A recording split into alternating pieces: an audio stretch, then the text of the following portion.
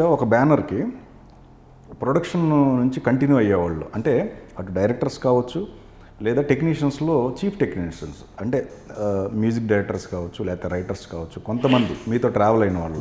ఇప్పుడు దేవిశ్రీ ప్రసాద్ ఉన్నాడు. దేవిశ్రీ ప్రసాద్కి మీకు మధ్య గ్యాప్ ఎందుకు వచ్చింది? దేవి సినిమాలో తనకి ఇచ్చాను, మీరే ఇంట్రడ్యూస్ చేసింది అసలు. అదే అంతేనా? ఇచ్చాను నేనే, మీరే 100%. నేను అప్పుడు యాక్చువల్గా దేవి అనే ఫిలింకి అప్పుడు ఏంటంటే ఇళయరాజా గారితో మాటలు జరుగుతున్నాయి. నేను ప్రస్తావన తీసుకొచ్చిన దాంట్లో సార్, డైరెక్టర్సే కాదు, మీ బ్యానర్లో మ్యూజిక్ డైరెక్టర్స్లో ఇది ఒక ఉదాహరణ. దేవిశ్రీ ప్రసాద్ హీరోల్లో కూడా ఉన్నారు. బట్ మీరు హీరోలు చెప్తారు చెప్పరో కానీ అలాంటి పర్సన్స్ కూడా, హీరోలు కూడా మీరు లైఫ్ అని అన్నాను కానీ వాళ్ళకు ఒక స్టార్డమ్ని క్రియేట్ చేసిన తర్వాత ఫస్ట్ మీరు ఏం ఆడబోతారు నాకు అర్థమైందండి. ఏమండి పేర్లో కాదు ప్రస్తుతం వదిలేండి. కాదండి, చెప్పేది ఏమీ అప్రస్తుతం కాదండి. నేను చెప్పేది ఏంటంటే, నేను బేసిక్ ఇందాక చెప్పాను కదా, ఒక దేవిశ్రీ ప్రసాద్ 17 ఏళ్ళ అబ్బాయిని నేను ఇచ్చాను, లేదంటే ఇవాళ డర్టీ హరిలో ఒక అబ్బాయికి ఇచ్చాను. ఈ అబ్బాయి ఎవరో తెలియదు, ఆ అబ్బాయి ఎవరో తెలియదు. అప్పుడు నేను ఇవాళ ఒక హీరో పెద్ద సక్సెస్ అయిపోయాడు, ఒక ప్రభాస్ అవ్వచ్చు, ఒక మహేష్ అవ్వచ్చు, ఇంకోటి అవ్వచ్చు, నేను తగ్గిన పొజిషన్లో. కానీ సెట్ కూడా సార్ ఆ టైంలో ఆ సెట్టు ఆ బడ్జెట్ పరంగా కొంచెం కష్టం.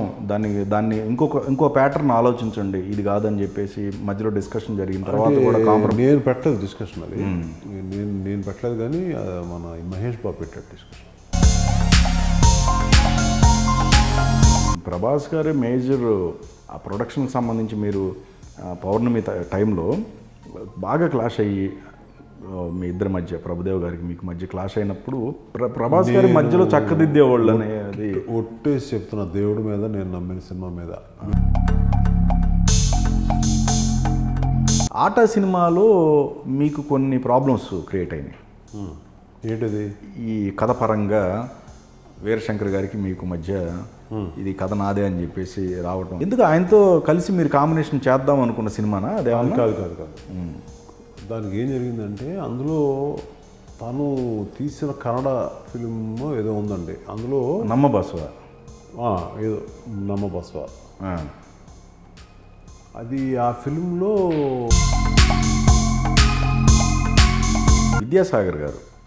విద్యాసాగర్ గారిది కూడా సేమ్ అలానే జరిగింది. కానీ ఆ టైంలో మీ ఒక రకంగా ఆర్పి గారిది మేజర్ రోల్, కానీ మీరు ఇన్వాల్వ్ అవ్వాల్సిన అవసరం యాజ్ ఎ ప్రొడ్యూసర్గా ఉండటం ఏం లేదు. మంది తప్పండి, అది కూడా చెప్తున్నాను కదా, తప్పని ఒప్పుకోవాలి. మీరు ప్రొడక్షన్ స్టార్ట్ చేసిన తర్వాత మ్యాక్సిమం ఏ ప్రొడక్షన్ కూడా ఆగిపోవాలి ఇప్పటివరకు. ఏమైనా మధ్యలో ఏమైనా ఉన్నాయా సార్? ఏం లేవు కదా. లేదు మ్యాక్సిమం. కానీ రంభా ఊర్వశి మేనక అది యాక్చువల్గా నా ప్రొడక్షన్ కాదండి, అది ఇంకో production. I don't want to reveal that. అది ఇంకొక ప్రొడక్షన్. అది it is not from my banner. కానీ మీదే ప్రొడక్షన్ అని లేదు ఫస్ట్ నుంచి establish. It's not my. Charmi వల్ల అయితే కాదు, మొత్తం ఓవరాల్గా మీది ఒక చాలా చూశానండి లైఫ్. అప్స్ అలా ఒక వెళ్ళు సముద్రంలోంచి ఒక వేవ్ ఇలాగొచ్చి ఇలా మళ్ళీ ఇలా పడి మళ్ళీ అలా వెనక్కి వెళ్ళి మళ్ళీ ఒక వేవు, ఇలాంటివన్నీ చాలా చాలా చూశాను. నాకు ఎందుకు మళ్ళీ ఆ పాత తవ్వుతారు ఎందుకు అనే ఫీలింగ్ ఉంది. బట్ ఫెయిల్యూర్ గురించి మాట్లాడినప్పుడు తవ్వితేనే బెటరు, కొంచెం జాగ్రత్తగా ఉంటామని ఫీలింగ్ వచ్చింది నాకు. ఓకే. మ్యారేజ్ లవ్ మ్యారేజ్ అండి? ఎవరిదండి? మీది. అదేంటండి అలా నన్ను చూస్తే నేను అందరూ లవ్ చేస్తారా? ఎందుకు చేయకూడదు? ఇప్పుడు యంగ్ ఉన్నప్పుడు 27 సంవత్సరాలకి ప్రొడ్యూసర్ అయ్యారుగా మీరు. ఇప్పుడు ఏంటంటే 27 సంవత్సరాలకి ప్రొడ్యూసర్ అయ్యారు. మీరు సక్సెస్లో ఉన్నప్పుడు మీ భుజం తట్టిన సినీ పెద్దలు మీరు ఫెయిల్యూర్లో ఉన్నప్పుడు అలానే భుజం తట్టారా? ఓపెన్గా చెప్పండి సార్. మీరు కొన్ని విషయాలు వింటే అందరూ కూడా ఆశ్చర్యపోతారు. యాక్చువల్గా ఏంటంటే,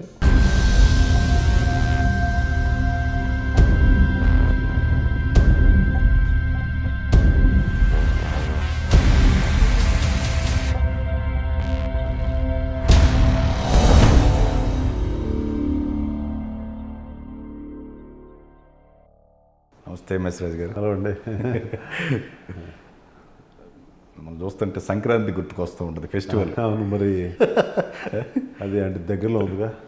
అదే సార్, అంటే జనరల్గా ఎంఎస్ రాజు గారు అంటే ఇప్పుడు మనకి సంక్రాంతి ఫెస్టివల్ తెలుగు వాళ్ళకి చాలా ఇంపార్టెంట్ ఫెస్టివల్. అలాగనే ఆ ఫెస్టివల్కి సుమన్ థాట్స్ నుంచి ఒక cinema super duper hit cinema సంబంధించి ఒకటి వచ్చేది 2005 నుంచి అనుకుంటా, కొంచెం దానికి దూరం అయ్యింది సుమన్ థాట్స్, అంతేనా సార్?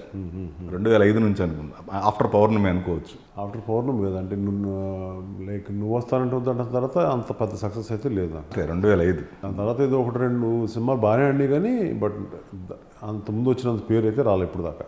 కరెక్ట్. శత్రువు దగ్గర నుంచి 1990 నువ్వు వస్తాను వద్దంటాను, నువ్వు వస్తానంటే వద్దంటాం వరకు.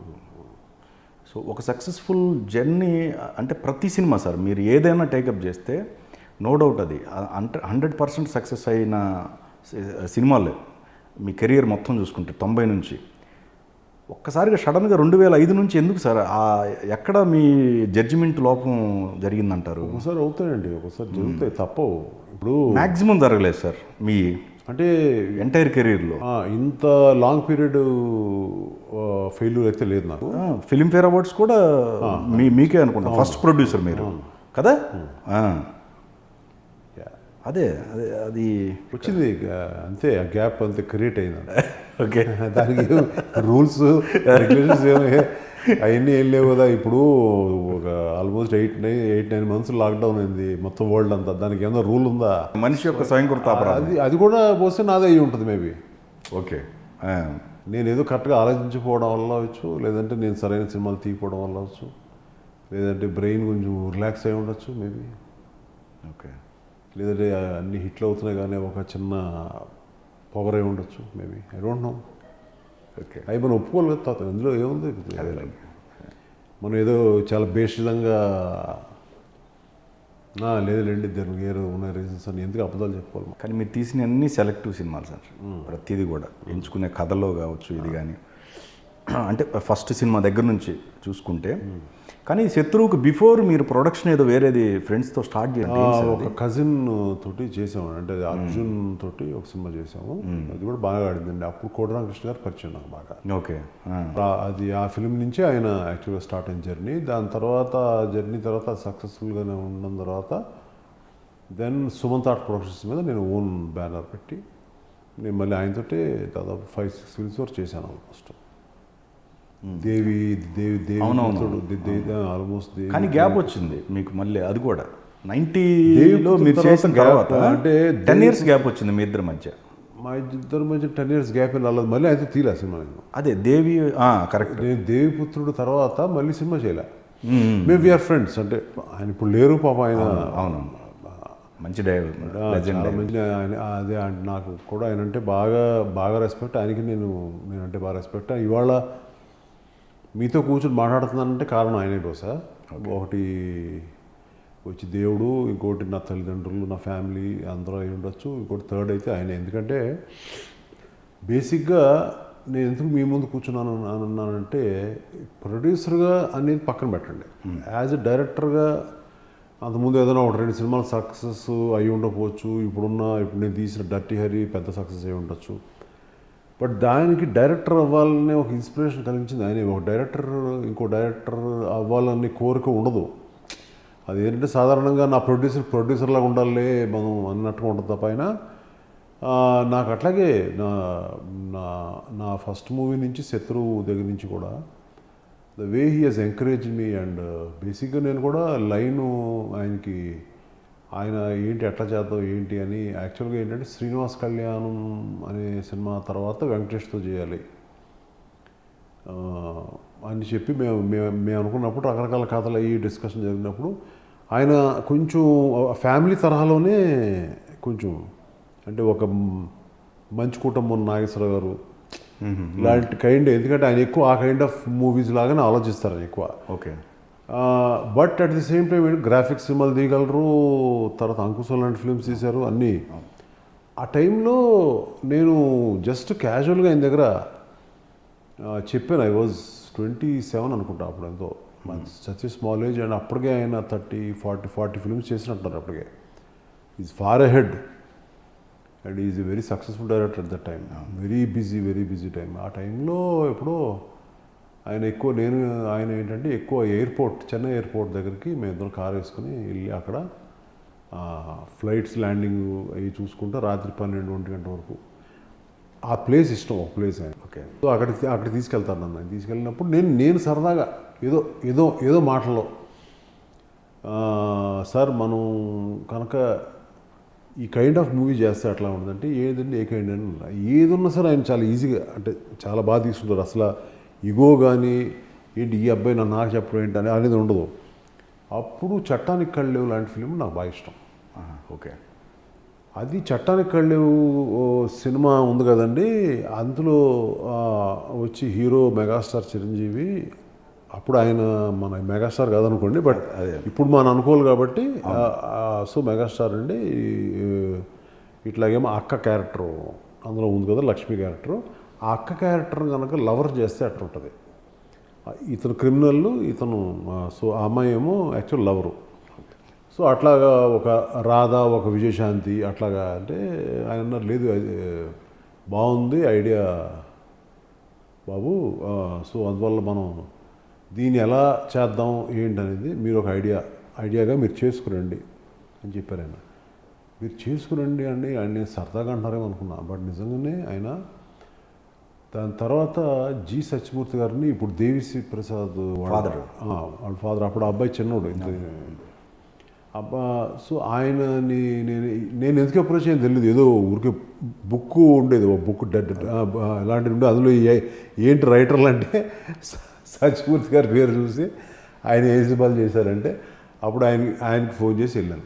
ఆయన ఫోన్ చేసి వెళ్తే ఆయన దగ్గర టక్కున అడ్వాన్స్ ఇచ్చాను. అప్పట్లో 25,000 ఎంతో ఇచ్చాను అడ్వాన్స్ ఇచ్చేసి, సార్ ఇలా అనుకుంటున్నానండి ఐడియా ఇట్లా అనుకుంటున్నాను అని చెప్పేసి వెళ్ళిపోయాను. తర్వాత ఒక 2 నెలలు 3 నెలలు ఆయన దగ్గరికి వెళ్ళాలి. తర్వాత ఆయనే ఫోన్ చేశారు, ఏంటండి మీ అడ్వాన్స్ నా దగ్గర ఉండిపోయింది, మీరు ఏంటంటే లేదు వస్తానని చెప్పి మళ్ళీ అప్పుడు ఆయనతో కూర్చుని ఒక ఆర్డర్ వేసాం.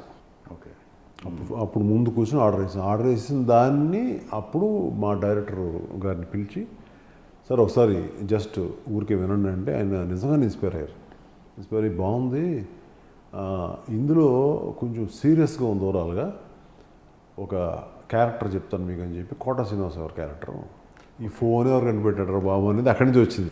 ఓకే. ఆ క్యారెక్టర్ ఎప్పుడైతే చెప్పారో సినిమాలో ఏదైతే ఒక సీరియస్ మోడ్ అయితే ఉందో, ఇది ఎప్పుడైతే ఫన్ అయితే వచ్చిందో అది సినిమాకి మేము ఎంత కథ చేసినా కూడా ఆ క్యారెక్టర్ అనేది కూడా ఒక హై రేంజ్ హీరోయిన్ తోటి ఈక్వల్గా క్యారెక్టర్ని ఆయన పండించారు ఆ సినిమాలో.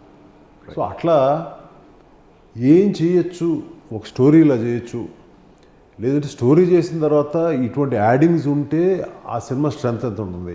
కరెక్ట్. ఎస్. ఇంకోటి ఏంటంటే ఆయన నాకు మేజర్గా ఈ మ్యూజిక్ సిటీకి వచ్చేవారు, ఎందుకంటే వాస్ టూ బిజీ. దాదాపు ఒకేసారి 4-5 సినిమాలు జరుగుతుంది. అప్పుడు రాజ్కోటిని అనుకుని కూర్చున్నప్పుడు కూడా మన మ్యూజిక్ అన్నీ కూడా మేము చేసుకుంటా ఆయనతో మాట్లాడేటప్పుడు, సార్ ఇది ఒకసారి జస్ట్ వినండి అంటే, మీకు నచ్చింది కదా, బాగుంది, లేదు ఒకసారి వినండి, బాగుందండి.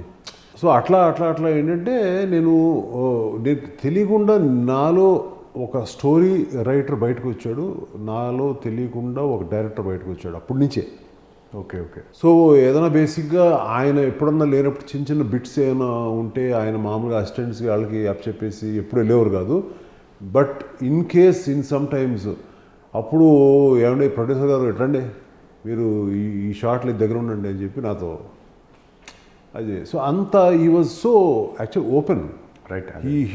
He didn't have an ego. అప్పుడు ఆ కాలంలో ఏంటంటే ఈవెన్ రాఘవేంద్రరావు గారు కానీ, దాసనారాయణరావు గారు కానీ, లేదా కోటరామకృష్ణ గారు, కోదండరామరెడ్డి గారు, ఇంకా there are so many names. వీళ్ళందరికీ ఏంటంటే ఒక ప్రొడ్యూసర్ అంటే ఒక రియల్ బ్యాక్ బోన్ అనేది ఒక ఉండేది, ఒక ఫీలింగ్. సో అది దట్ ఈస్ గివెన్ ఆ స్ఫూర్తి. అంటే నేను చెప్పేది ఒక డైరెక్టర్గా ఒక సక్సెస్ఫుల్ అంటే ఒక అన్సక్సెస్ఫుల్ ఫిల్మ్ డైరెక్ట్ చేసిన తర్వాత, ఒక సక్సెస్ఫుల్ ఫిల్మ్ డైరెక్ట్ చేసిన తర్వాత మీ ఎదురుగుండా ఇప్పుడు నేను వచ్చి కూర్చున్నానంటే దానికి కారణం ఆయనే.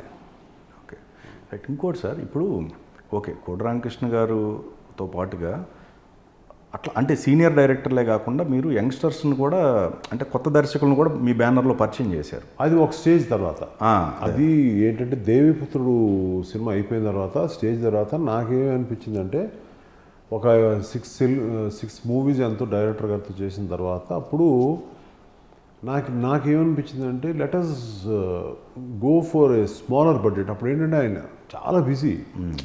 అప్పుడు ఇంకో ఫిల్మ్ ఏదో అంజీ అనే ఫిల్మ్ చేస్తున్నారు, తర్వాత ఇంకా చాలా సినిమాలు ఉన్నాయి. నాకు దేవిపుత్రుడు తర్వాత ఇమీడియట్గా అందులోంచి ఆ లోపల ఎగోనీలోంచి బయటకు రావాలంటే ఈవెన్ నా ఏజ్ కూడా ఇట్స్ నాట్ ఒక ఎక్స్పీరియన్స్ ఉన్న ఏజ్ కూడా కాదు. ఇందులోంచి ఇమీడియట్గా బయటకు రావాలంటే ఏంటి అని అన్నప్పుడు నాలో ఎక్కడో ఒక స్ట్రాంగ్ మోటివ్ ఏంటంటే ఒక కథ పుట్టేలా చేసింది. ఎక్కడో ఒక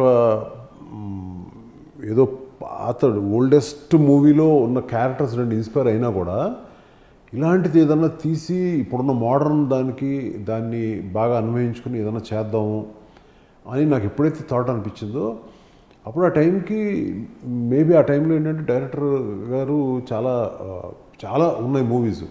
సరే ఇప్పుడు నేను ఆయన చెప్పాను, sir I just want do a movie with just అదేంటంటే బల్లేవాడు ప్లీజ్ గో హెడ్. ఎందుకంటే ఇప్పుడు మీలో ఒక ఇది వచ్చేసింది, so you know just what is what అని తర్వాత అప్పుడు నేను మన ఈ సినిమా ఉంది కదా మనసంతానమే మనసంతానమే సినిమా స్టార్ట్ చేయడం జరిగింది. అక్కడి నుంచి నేను అప్పుడు టోటల్ డిఫరెంట్ పీపుల్తో ఐ హావ్ స్టార్టెడ్ వర్కింగ్. కానీ ఇక్కడ ఒకటి సార్, ఇండస్ట్రీ పరంగా అంటే అది అంటే మీరు దగ్గరుండి మానిటరింగ్ చేయటం ప్రతి ఏది షార్ట్ డివిజన్ పరంగా కూడా మీరు దగ్గరుండి మానిటరింగ్ చేయటం, దానివల్ల అంటే అటు డైరెక్టర్కి కావచ్చు, డైరెక్టర్కి మీరు కోఆపరేట్ చేయటం ఓన్లీ ప్రొడక్షనే కాదు, మీ వ్యూస్ని ఆన్ స్పాట్లో కూడా పంచుకోవటం వల్ల చాలా సక్సెస్లు వచ్చాయి. కానీ మీరు యాజ్ ఎ డైరెక్టర్గా మైక్ పట్టుకొని ఒక డైరెక్టర్గా ఉన్న పొజిషన్లో మాత్రం మీరు సక్సెస్ పొందలేదనేది మాత్రం కామెంట్ ఉంది మీ పైన. అవును. ఇప్పుడు మరి వచ్చిన సినిమా ఏంటి, ఇప్పుడు వచ్చిన డర్టీ ఇయర్స్ అంటే అదే అంటే కామన్ ఫ్లాప్స్ రావడం కామన్. మేజర్గా అంటే ఒక ఫైనాన్షియల్గా కావచ్చు, లేకపోతే మొత్తం ఓవరాల్గా డిస్టర్బ్ అవ్వడానికి మెయిన్ కారణం రీజన్ దానివల్ల అని చెప్పి కొంతమంది సినీ ప్రముఖులు. ఏం కాదండి, అదే సినిమా వల్ల అయితే కాదండి, దానికి ఇంకా రీజన్స్ చాలా ఉన్నాయి. ఓకే అంటే పౌర్ణమి ఎఫెక్ట్ అంటారు చాలా. ఏం లేదండి, పౌర్ణమి ఎఫెక్ట్ ఏముందండి. ఒక సినిమా ఫ్లాప్ అయితే మనకి దానికి ఎఫెక్ట్ అయిపోతే ఎలాగా. మళ్ళీ ఇమీడియట్గా ఆట బాగానే వచ్చింది కదా, డబ్బులు దాని పేరు రాలేదు కానీ ఆట వచ్చింది కదా, బాగానే వచ్చింది కదా. Maska also I'm happy. అప్పుడు ఐ థింక్ రామ్కి బిగ్గెస్ట్ ఓపెనింగ్ ఆ ఫిలిం ఆ టైంలో. అప్పుడు ఆ టైంలో ఏంటంటే మేబీ 7-8 years 8 years 9 years అయిందేమో. ఐ థింక్ ఆ టైంలో అరుంధతి పడింది పైన. దానిని స్టిల్ తట్టుకుని కూడా ఆ సినిమా మేము దాదాపు అప్పట్లో అయిన ఖర్చుకి మా మొత్తం డబ్బులు, ప్రింట్, పబ్లిసిటీ అన్నీ వచ్చేసినాయి మా. ఓకే, లాభం రాలేదు కానీ సేఫ్ అయ్యాం. సో పౌర్ణమి పక్కన పెడితే సార్, ఇప్పుడు వానా రీమేక్ మీరు కన్నడ వానా రీమేక్ చేశారు. ఆ రీమేక్కు సంబంధించి కూడా అది ఇక్కడ ఫ్లాప్ అయింది. అట్టర్ ఫ్లాప్ మీరు మరి ఏదో నా మీద చాలా మర్యాద చెప్తున్నారు. సో దాని పరంగా కూడా అంటే అది కూడా ప్రొడక్షన్ హౌస్ మీదే కదా. అవును, అదే అట్లా వరుసన సినిమాలు పట్టడం వల్ల రాజు గారు కొంచెం ఈ సినిమాలకు సంబంధించి అనేది తప్పులేదు. కానీ ఎందుకంటే ఒక సక్సెస్ఫుల్ ప్రొడ్యూసర్లో చాలా కొంతమంది పేర్లు లిస్ట్ చెప్పుకున్న వాటిలో మీరు కూడా ఉంటారు కాబట్టి అందుకని ఈ ప్రస్తావన అది. అందులో ఫ్లాప్లు ఇవ్వడంలో తప్పు ఏంటండి, హిట్లు ఇచ్చినప్పుడు ఫ్లాప్లు కూడా ఇస్తారు కదా, న్యాచురల్ అది. ఓకే, అన్ని హిట్లు ఇస్తే దేవుడు అవుతాం కదా మనం. కానీ మీరు ఒక 15 సంవత్సరాలు నాటే జోక్ కదా సార్, ఆల్మోస్ట్ 15 సంవత్సరాలు 20 సంవత్సరాలు సార్ కంటిన్యూ సక్సెస్ మీది. నాకు అన్ని గుర్తుండదండి, ఎప్పుడు కూడా ఉంటుందా? 15 years ఆల్రెడీ కాలగర్భంలో కలిసిపోయింది అంటారు చూడండి, అదంతా అయిపోయింది. అప్పుడు పాస్ట్ గురించి అంటే ఎక్కువ మనం దేర్ ఇస్ ఎ సేయింగ్ అండి, మనం ఎప్పుడు మెమరీస్లో బతకూడదు అనేది. ఓకే, మనం అది తీసాము ఇది తీసాము అనేది ఊరికే డిస్కషన్ సరదాగా కాసేపు ఊరికే కానీ లేదు, మంచి సినిమాలు ఉన్నాయి సార్. సుమన్ థాట్స్లో సినిమాలు ఉన్నా కూడా మనం దాన్నే పట్టుకుని వేలాడుతూ దానిలాగే మళ్ళీ సినిమాలు తీయాలనుకోవడం, ఇప్పుడు మారుతున్న కాలానికి ఎలాంటి సినిమాలు తీయాలని ఆలోచించుకోవాలి తప్ప, లేదంటే మనం ఎలా మళ్ళీ ఒక పెద్ద సక్సెస్ కొట్ట ఆలోచించాలి తప్ప, నేను ఇంకా ఇది తీసానని చుట్టూ ఓ 10 మందిని వేసుకుని భజన చేయించుకుంటా ఇంకా అది అక్కడే అదే మూడ్లో ఉండి అదే మెమరీస్లో ఉండడం అనేది I don't think it's right అండి ఫర్ ఎనీ పర్సన్. అయితే ఇక్కడ ఒకటి సార్, యాక్చువల్గా ఒక బ్యానర్కి ప్రొడక్షన్ నుంచి కంటిన్యూ అయ్యేవాళ్ళు అంటే అటు డైరెక్టర్స్ కావచ్చు, లేదా టెక్నీషియన్స్లో చీఫ్ టెక్నీషియన్స్ అంటే మ్యూజిక్ డైరెక్టర్స్ కావచ్చు, లేకపోతే రైటర్స్ కావచ్చు, కొంతమంది మీతో ట్రావెల్ అయిన వాళ్ళు. ఇప్పుడు దేవిశ్రీ ప్రసాద్ ఉన్నాడు. దేవిశ్రీ ప్రసాద్కి మీకు మధ్య గ్యాప్ ఎందుకు వచ్చింది సార్? వాళ్ళు దేవిశ్రీ ప్రసాద్ నాకు చేశాడు కదా సినిమా, ఫస్ట్ దేవి సినిమాలో తనకి ఇచ్చాను. మీరే ఇంట్రడ్యూస్ చేసింది అసలు? అదే అంతేనా? ఇచ్చాను నేనే, మీరే 100%. నేను అప్పుడు యాక్చువల్గా దేవి అనే ఫిలింకి అప్పుడు ఏంటంటే ఇళయరాజా గారితో మాటలు జరుగుతున్నాయి. ఆ మాటలు జరగడంలో ఆయన టైము, ఆయన ఖాళీ, లేదంటే రెమ్యూనరేషన్ సైడు అది మేము తీసేది ఏదో చిన్న బడ్జెట్ అనుకున్నాం, అది చాలా చాలా చాలా పెద్ద బడ్జెట్ అయింది అనుకోండి. అప్పుడు ఏదో ఆయనతో మాట్లాడుతున్నప్పుడు నేను సత్యమూర్తి గారు ఆ సినిమా పర్టికులర్ దేవి ఫిల్మ్కి ఆయన రాయట్లా, బట్ ఏంటంటే అక్కడే ప్రసాద్ స్టూడియోస్లో ఉండేవారు ఇళయరాజా కదా, అక్కడ ఆయన దగ్గరికి వెళ్ళినప్పుడు పక్కన వీళ్ళు కూడా ఇల్లు కూడా అక్కడ దగ్గర. సో నేను ఏంటంటే కొంచెం ఏదో ఒక మనశాంతి కావాలంటే కాసేపు వెళ్ళి ఆయనతో కూర్చునేవాడు సరదా, సినిమాలు చేయకపోయినా కూడా. అప్పుడు సత్యమూర్తి గారి దగ్గర కూర్చున్నప్పుడు నేను లోపల ఒక చిన్న రూమ్లో ఒక చిన్న హార్మోనియం లేదా చిన్న కీబోర్డ్ సౌండ్ వినిపిస్తుంది. నాకు తెలుసు అబ్బాయి తెలుసు, ఎంతప్పుడు తెలుసు అని చెప్పాను మీకు. ఎందుకో తెలియదండి బాయ్, ఒక అడుగు ఫాదర్ దగ్గరికి వెళ్ళకుండా ఆ తీయకుండా తలుపు ఒక అడుగు వెనక్కేసి ఆ ఒక అడుగు వెనక్కేయడం వల్లే ఇవాళ దేవిశ్రీ ప్రసాద్.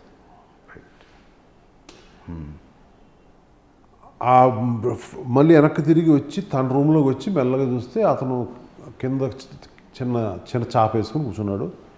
ఒక చిన్న కీబోర్డ్ ఇంతే ఉంది కీబోర్డ్, అది వాయించున్నాడు. గబుక్కులు లేచి అంకుల్ అని సరే రావాలంటే గబుక్కులు లేచాడు, వెళ్ళి కుర్చీ తెచ్చాడు. నేను అక్కడ కూర్చోలేను కాబట్టి కింద తను వేసాడు, కూర్చున్నాడు. ఎందుకో తెలియదు, ఏమంటున్నా కొన్ని అంటారండి, ఎందుకు మీరు ఫలానా వాళ్ళు పెట్టుకున్నారు, ఎందుకు వీళ్ళు పెట్టుకున్నారు, ఏదో ఒక ఇన్స్టిట్యూషన్ ఉంటుందండి, ఏదో ఒక దేవుడిది ఒక కృప ఉంటుంది. అదేదో వల్ల తనకి చెప్పాను, ఏంటి ఎలా ఉన్నాయి ఎన్ని మాటలు అయిపోయిన తర్వాత, సరే నేను సరదాగా ఒక ఇది చెప్తాను, ఒక సీన్ లాంటివి చెప్తాను, దానికి కావాల్సిన మ్యూజిక్ కానీ దానికి కావాల్సిన సాంగ్ ఎలా ఉంటే బాగుంటుంది అనేది ఊరికి సరదాగా చేయి, నాకు ఇష్టమైతే మ్యూజిక్ డైరెక్టర్గా పెట్టుకుంటాను నేను ఇంకో సినిమాకి అన్నాను.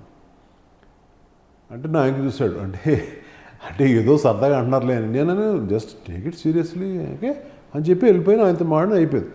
ఒక 2 days తర్వాత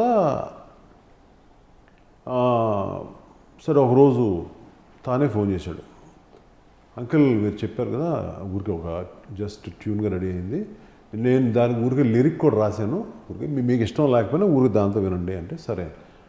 అదేదో మధ్యాహ్నం నుంచి బయలుదేరి వెళ్దాం అంటే పెద్ద రెయిన్ అండి, పెద్ద వర్షం. వాళ్ళ సాలిగ్రామం అని ఉంది, అట్నుంచి నేను కారు అప్పుడు ఏదో అంబాసిడర్ కారు ఏదో ఉంది, ఆ కారులో వస్తున్నప్పుడు ఆల్మోస్ట్ ఆ వీధి దగ్గరలో ఉన్నప్పుడు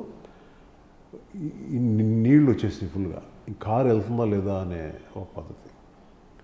నాకు సర్లే ఎందుకు రిస్క్ తీసుకుని ముందుకెళ్ళి ఎందుకులే అని చెప్పి అప్పుడు ఒక చిన్న అడుగు వెనక్కి వేసి వెనక్కి తీయబోయాను కారు. ఓకే, వెనక్కి తీయబోయి లేదు నేను ఇతని విషయంలో నేను ఒక అడుగు ముందుకు వేయాలి. లాస్ట్ టైము లోపలికి అడుగు పెట్టబోయి వెనక అడుగు వేసాను, అతని దగ్గరికి వెళ్ళాను. ఈసారి ముందు అడుగు వేయాలని చెప్పి ఏం చేశానంటే కార్ని ముందుకు పోనిస్తే కారు ఆగిపోయింది. ఓకే, అయితే ఈ వీడు రైట్ కదేమో అని ఎక్కడో పక్కల అని అనుకున్నా. అయినా సరే నా పట్టు వదల్లా. తలుపు తీస్తే నీళ్ళన్నీ లోపలికి వచ్చేసినాయి. ఇంతవరకు ప్యాంట్ ఎత్తుకుని వెళ్ళి చాలా దూరం, ఆల్మోస్ట్ లైక్ 1/2 kilometer వాక్ చేసుకుంటే దూరం అన్నీ నీళ్ళే. వెళ్ళి అక్కడ వెళ్తే పైకి రెయిన్ పడుతుంది. నా దగ్గర అంబ్రెల్లా లేదు, ఏం లేదు, మొత్తం ఫుల్ తడిసిపోయి లోపలికి వెళ్ళాను. లోపలికి వెళ్ళిన తర్వాత వాళ్ళు యాక్చువల్గా నేను ఇంక రానుకున్నారు. అప్పట్లో పెద్ద ఈ ఫోన్ కమ్యూనికేషన్స్ కూడా ఎక్కువ లేవు. అదే అది నేను వెళ్ళేటప్పుడు ఆశ్చర్యపోయారు. సరే అప్పుడు ఏదో పాపం వాళ్ళ మదర్ ఏదో వేడి ఉప్మా అది చేసి ఇచ్చారు. ఏదో ఇచ్చారు. తువాలు వీడు వచ్చాడు, ఈ అబ్బాయి వచ్చాడు, కుర్రాడు తువాలు ఇచ్చాడు, వేసాడు. కాసేపు కూర్చున్న తర్వాత ఏంటి చెప్పు అంటే, ఏంటి అంకుల్ ఇవాళ, పర్లేదు చెప్పు. అది అది విన్నాను పాట. ఆ పాట ఇప్పుడు కూడా నేను ఆ సినిమాలో పెట్టలే. ఆ పాట అతని దగ్గర ఉంది. మేము ఎప్పుడన్నా మాట్లాడుకుంటాం ఆ పాట గురించి మాట్లాడుకుంటాం. అది ఆ ట్యూన్ గురించి మాట్లాడుకుంటాం సరదాగా. అది విని ఇన్స్పైర్ అయ్యాను నేను. అంటే ఇళయరాజా గారిని డ్రాప్ చేసుకుందాం అనే మైండ్ నాకు ఆ రోజు కలిగింది. అతను ఏజ్ జస్ట్ 17 ఏళ్ళు, ఓన్లీ 17 years. నాకు తెలుసు ఎంతోమంది తిడతారని తెలుసు.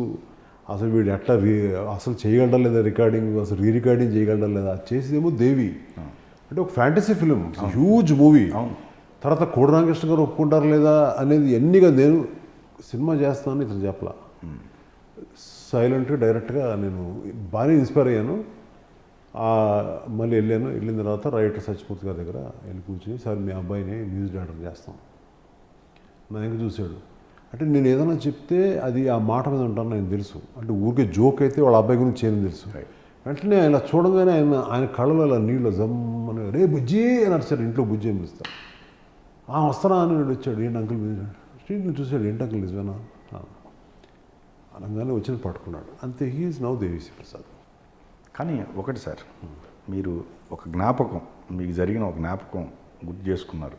కానీ ఒక సిచ్యువేషన్లో అంటే అతను ఒక స్టార్డమ్ క్రియేట్ అవ్వటం లాంటితో మ్యూజిక్ డైరెక్టర్గా వచ్చిన తర్వాత మీరు కొంత డిమాండ్ చేయటం వల్ల ఇంకా మీరు డ్రాప్ అవటం, దాన్ని తను తీసుకోక, అది తప్పండి. అది ఎందుకంటే డిమాండ్ మీ దగ్గర డిమాండ్ అది మీరు బయట పెట్టకపోవచ్చు. బట్ ఫస్ట్ థింగ్ ఏంటంటే మనం ఇప్పుడు బట్ జరిగిందా సార్ ఇది దీనికి ఏ సినిమాకి ఇది? అసలు ఏం జరగలేదు. అట్లా ఏం లేదు. ఇప్పుడు సపోజ్ ఇప్పుడు డర్టీ హరి సినిమా ఉంది. ఇందులో ఒక అబ్బాయిని అమ్మాయిని పెట్టాను. ఇప్పుడు ఇదే అబ్బాయిని అమ్మాయిని నేను మళ్ళీ ఒక 4-5 సంవత్సరాల తర్వాత అడిగితే వీళ్ళు ఫుల్ బిజీగా ఉంటారు. అమితాబ్ బచ్చన్ వల్ల ఉంటాడు కుర్రాడు సపోజ్. ఆ టైంలో ఇప్పుడు నేను అప్పుడు ఆ రోజు ఇచ్చానరా నీకు ఛాన్స్, నాకు ఏంట్రా అని నేను అడుగుతానా? నేను అట్లా ఆ టైప్ ఆఫ్ క్యారెక్టర్ నేను కాదన్నా. అట్లా కాదులే. అంటే ఈ అబ్బాయి లాగా ఇంకో 10 మందిని నేను ఐ కెన్ క్రియేట్ అనే కాన్ఫిడెన్స్ నాకు ఉంటుంది. డెఫినెట్లీ నాకు ఇంకొక 10 మంది అబ్బాయిలు క్రియేట్ చేయగలను, లేదంటే ఏదైనా చేయగలను అనే కాన్ఫిడెన్స్తో ఉంటాను తప్ప నేను ఇప్పుడు క్రియేట్ చేయగలిగినా లేదా అనే తర్వాత విషయం. Okay. It is not in our hands. అది వాడ అదృష్టం పట్టుకొని ఉంటుంది. బట్ ఏంటంటే నేను ఇప్పుడు నెక్స్ట్ నేను చేశాక దేవి శ్రీ ప్రసాద్ తోటి నేను తర్వాత దేవిపుత్రుడు సినిమాకి వాళ్ళ ఫాదర్ అడిగారు, ఏమండి మీరు మళ్ళీ పెద్ద హిట్ అయ్యేది కదా దేవి, ఈ సినిమాకి మీరు ఎందుకు పెట్టుకోవట్లేదంటే నేనేమన్నానంటే నేను ఆల్రెడీ మణి శర్మకి మాట ఇచ్చాను, నేను అది చేస్తున్నా. ఇంకోటి ఏంటంటే ఒక అబ్బాయికి ఈత అనేది ఇందులో వచ్చిన తర్వాత ఆ నీళ్ళలో మునుగునే ఉండే ముని ఫస్ట్ ఈదనే ఉండే.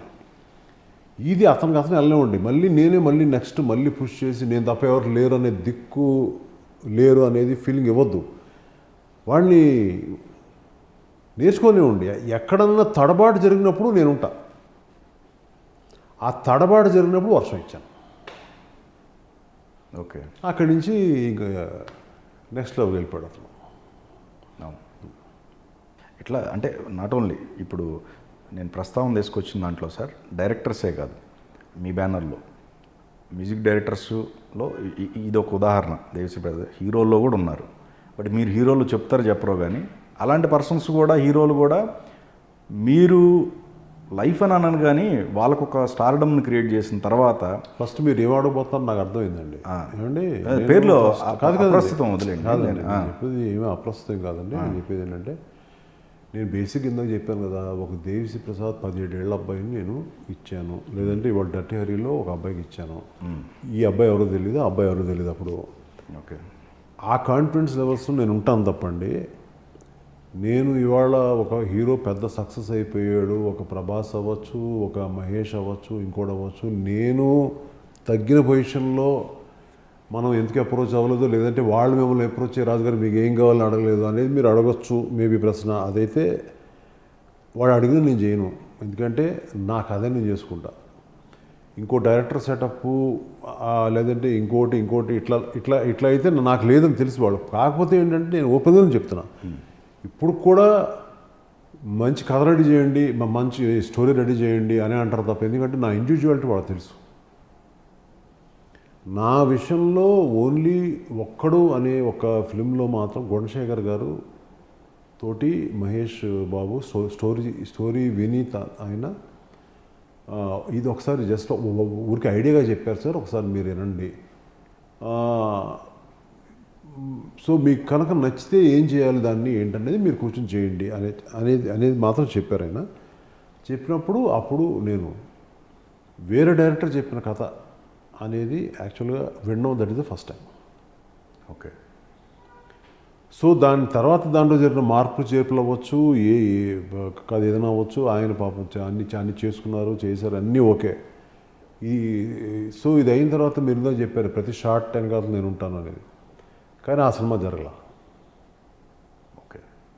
Only on the writing table and ఫైనల్గా వచ్చిన ఏదైతే ఆ చిన్న లాస్ట్ కట్స్ ఉంటాయి కదా, ఎడిటింగ్ టేబుల్స్ దగ్గర ఉంటాయి కదా, ఎడిటింగ్ టేబుల్స్ దగ్గర చిన్న ఉంటాయి. అవి ఏదైనా హస్బెండ్ వైఫ్కి ఎట్లా ఉంటాయో అట్లా అది కాదు సార్ ఇది కాదు సార్ అంటే అలా కాదు సార్ అనేది తప్ప వెరీ గుడ్ అంటే ఇప్పుడు వరకు. బట్ అన్ఫార్చునేట్లీ నేను గుణశేఖర్ మహేష్ మళ్ళీ సినిమా చేయలేం, వాళ్ళిద్దరూ చేశారు తప్ప నేను యాక్చువల్ చేయలే.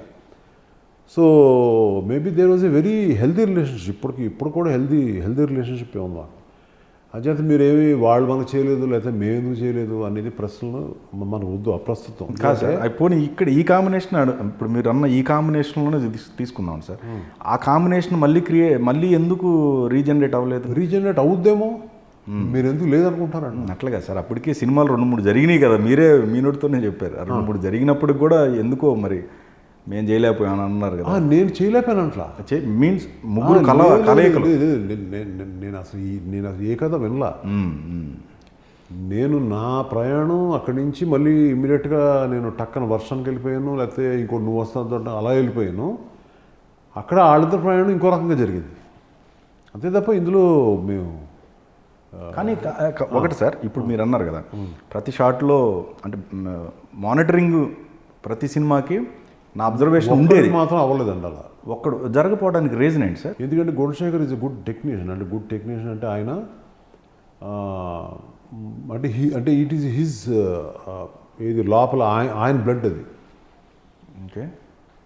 అది ఆ కథ అనేది బేసిక్గా ఆయన బ్లడ్ తర్వాత టేబుల్ మీద మేము ఏదైనా నేను చెప్తే ఆయన విన్నారు, లేదంటే లేదు సార్ ఇది వచ్చి రైట్ కాదని ఇవన్నీ జరిగింది పర్సులు అంటే సార్ కూర్చున్నారు. ఈ డిస్కషన్ అంతా 3-4 నెలలు 6 నెలలు 8 నెలలు ఇదంతా అయింది. అందులోంచి ఎంతెంత మార్పులు వచ్చినాయి ఏంటి అనేది మా ముగ్గురి మధ్య విషయం అది. But at the same time ఏంటంటే ఆయనకున్న గ్రిప్పు, ఆ సినిమా మీద ఆయనకున్న గ్రిప్పు, నేను దగ్గరికి వెళ్ళి ఆయనతో కూర్చుని సార్ ఇలా చేద్దాం అని చెప్పే స్థాయి నాకు లేదు అప్పుడు. సో ఇప్పుడు కూడా because is a fantastic technician. ఆయన ఏ రకంగా షార్ట్స్ చేస్తారు, ఆయన ఏ రకంగా సినిమా తీస్తారు, బేసిక్గా స్టోరీ బాగుండాలి, ఆ స్టోరీ మంచిది ఆయన కానీ ఎంచుకుంటే ఎలా ఉంటుంది స్క్రీన్ మీద అనేది నాకు తెలుసు. అక్కడ సెన్సిబుల్గా మనం ఉండాలి తప్ప మనం వెళ్ళి ప్రతిదానికి చేయడం అనేది that was not correct. So ఆయన అనుకుంది వచ్చింది సినిమా. కానీ సెట్ కూడా సార్ ఆ టైంలో ఆ సెట్ ఆ బడ్జెట్ పరంగా కొంచెం కష్టం. దాన్ని ఇంకో ప్యాటర్న్ ఆలోచించండి ఇది కాదని చెప్పేసి మధ్యలో డిస్కషన్ జరిగిన తర్వాత కూడా నేను పెట్టలేదు డిస్కషన్. అది నేను పెట్టలేదు కానీ మన మహేష్ బాబు పెట్టాడు డిస్కషన్. మహేష్ బాబు ఎందుకండి అంత ఖర్చు ఇప్పుడు వద్దు, ఎందుకంటే బేసిక్గా ఏంటంటే ఆ సినిమా చేస్తున్నప్పుడు బేసిక్గా నేను దేవిపుత్రుడు సినిమా ఇచ్చా, మా డైరెక్టర్ కూడా పాప ఆయన ఏదో 1-2 ఇందులో ఇచ్చాడు లేకపోతే అందులో okay. Then even Mahesh Babu కూడా 1-2 సినిమా సరిగ్గా ఆడాలి ఆ టైంలో. సో ఏదైనా మార్కెట్ పరంగా మనం కరెక్టా కాదా, నేను కావాలంటే రియల్ లొకేషన్లు వచ్చేస్తా, ఎర్లీ మార్నింగ్ చేద్దాం, అక్కడ కావాల్సినవి ప్లాన్ చేద్దాం, అక్కడి నుంచి వేరే లొకేషన్కి వెళ్ళి వేరే సీన్లు చేసుకుంటూ ఉందాం రోజుని అని ప్లాన్ చెప్పాడు. బట్ ఏంటంటే నేను లేదు అలా కాదు ఇలాగే చేద్దాం, ఎంత కష్టమైనా మనం చేద్దాం మనం అని చెప్పాము. దానికి లక్కీగా ఏంటంటే మనసంతా నువ్వే పెద్ద హిట్ అయిపోవడం. ఓకే. అప్పుడు ఆ టైంలో నాకు చేతి నిండా అదేంటంటే ఆ ఫిల్మ్ని కూడా నేను ఓన్గా రిలీజ్ చేసుకున్నాను. నా చేతి నిండా రావడం డబ్బు, అందువల్ల నాకు పెద్ద ఇష్యూ లేకపోయింది. ఆ సినిమాని సినిమాగానే చేయాలనే ఒక దర్శకుడు ఏదైతే ఒక డ్రీమ్ ఏదైతే ఉందో, అలాగే మహేష్ బాబు కూడా ఇలాంటి ఫిల్మ్ చేయాలని ఒక డ్రీమ్ ఏదైతే ఉందో, అలాంటిది ఇండైరెక్ట్గా ఫుల్ఫిల్ అయిపోయింది అక్కడ. బడ్జెట్ మీరు ఇంత పెట్టుకుంటున్నారు కదా, అంటే ఒక సెట్ ఇంత భారీ బడ్జెట్తో సినిమా ప్రొడక్షన్ అంత ఒక రకంగా ఏంటంటే ఆ టైంకి మురారి సినిమా రిలీజ్ అయ్యి సక్సెస్లో ఉన్నారు మహేష్ బాబు గారు కూడా. ఆయనకు ఒక స్టార్డమ్ని క్రియేట్ చేసిన సినిమా ఒక్కడు. అలాంటిది బడ్జెట్ హెవీ బడ్జెట్ అవుతుంది, సెట్ అయ్యాలి. మరి అక్కడ రెమ్యునరేషన్ పరంగా ఆయన ఉన్న మీకు ఎలా అనిపించింది? ఆయన తరపు నుంచి సపోర్ట్ ఏమొచ్చింది మీకు? సూపర్ సపోర్ట్ అండి. అతను ఒక్కడే రియల్ సపోర్ట్. అసలు రెమ్యునరేషన్ టాపిక్ ఎప్పుడు రాలా. మనం ఎంత ఇస్తే అంత, సినిమా హిట్ అయిన తర్వాత పంపించాను ఆ ఇష్టం. ఏమి ఇందులో అసలు ఇష్యూసే లేవండి. No issue. ఓకే. మహేష్ బాబుతోనే మళ్ళీ ఏదైనా సినిమా చేయకపోవడానికి ఇప్పుడు దాకా కారణం ఏదైనా ఉంటే, ఇష్యూ ఏదైనా ఉంటే నేనే తప్ప ఆయనతో ఇష్యూ లేదు. ఏదైనా ఇష్యూ ఉంటే నేనే తప్ప ఆయనతో ఇష్యూ లేదు. ఆయన గుణశేఖర్తో నాకు ఇష్యూ లేదు. ఓకే. ఆఫ్టర్ ఒక్కడు న్యాచురల్గా పెద్ద పెద్ద హీరోలు వస్తారు. అవును. వచ్చినప్పుడు ఏదో వాళ్ళు కలడం, లేదా వాళ్ళు నన్ను కలడం, లేదంటే ఏదో ఎక్కడ పార్టీలో కలిసిన తర్వాత ఏదో ఏంటి మాతో ఏంటి అనే ఫీలింగ్ న్యాచురల్ కలుగుతుంది.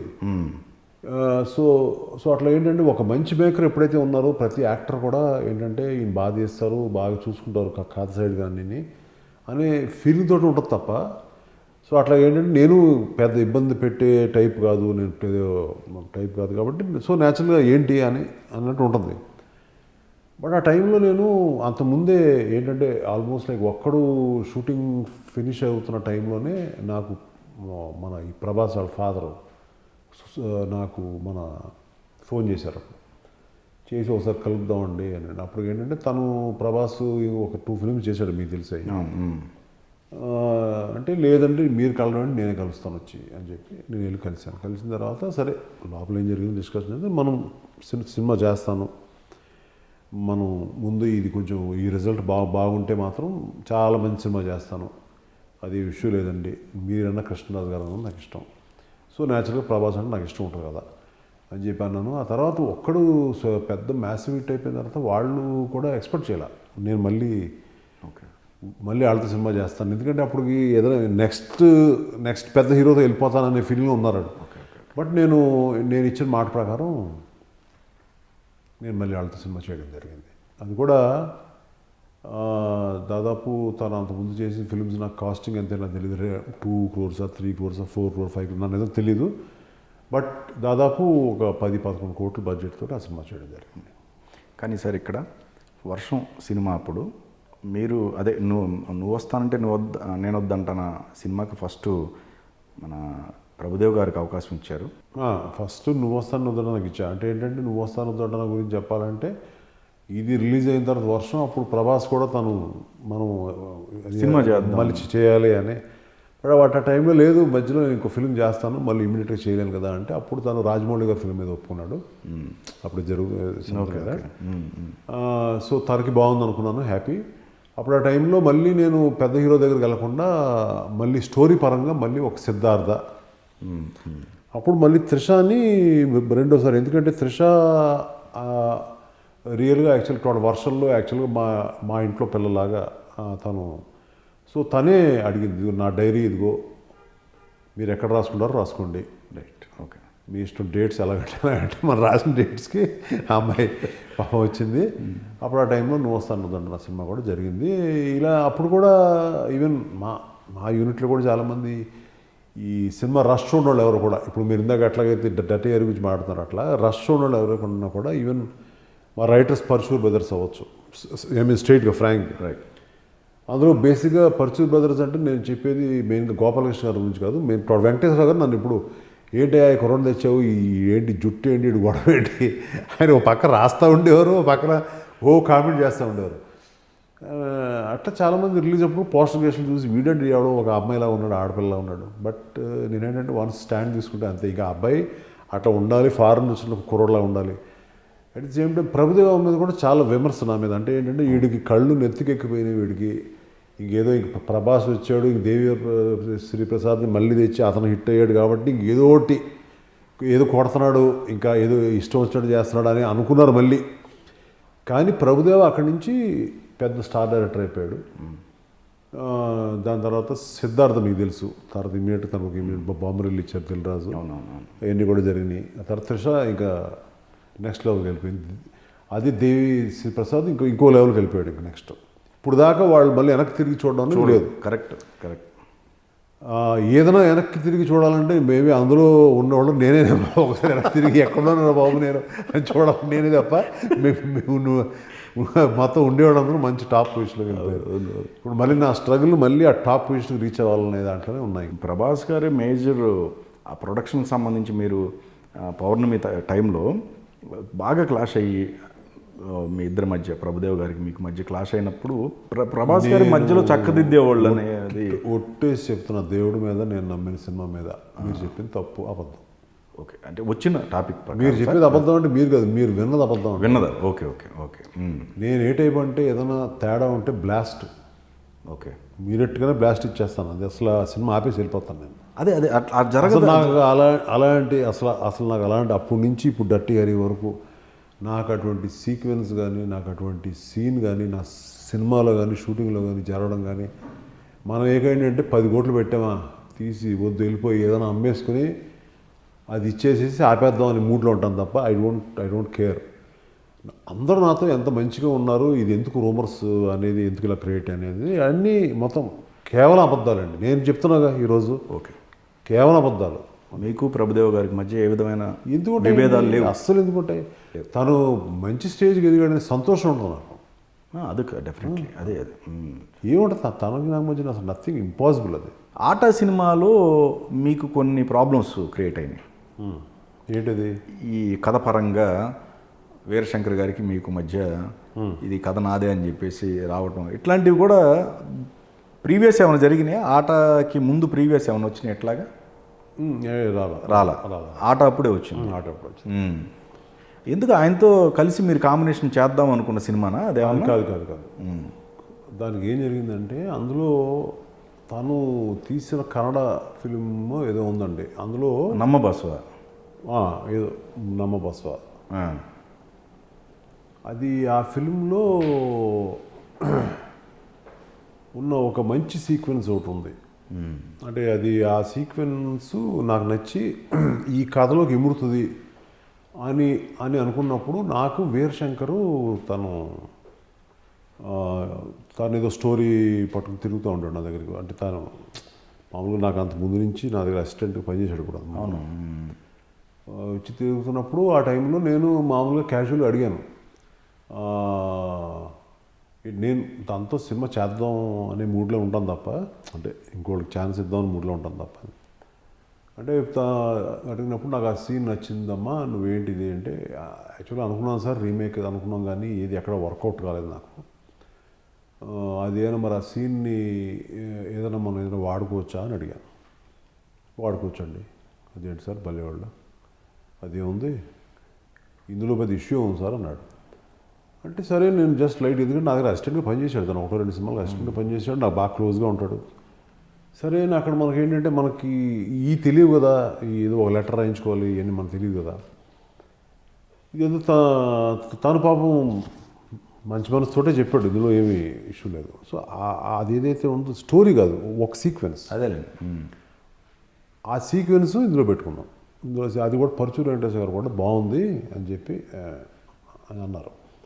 ఆ సీక్వెన్స్ పెట్టుకున్న తర్వాత ఆ సినిమా షూటింగ్ జరుగుతున్నప్పుడు ఎప్పుడో క్లైమాక్స్ ఏదో తీస్తున్నాం టైంలో, అంటే నా మూడ్ అంతా అక్కడే ఉంది. ఓ జనం ఉన్నారు ఏదో మొత్తానికి ఏదో చాలా చాలా చాలా మూడీగా ఉన్నాను. అంటే షూటింగ్లో ఎట్లా ఉంటారు ఎవరన్నా. అవును. ఆ టైంలో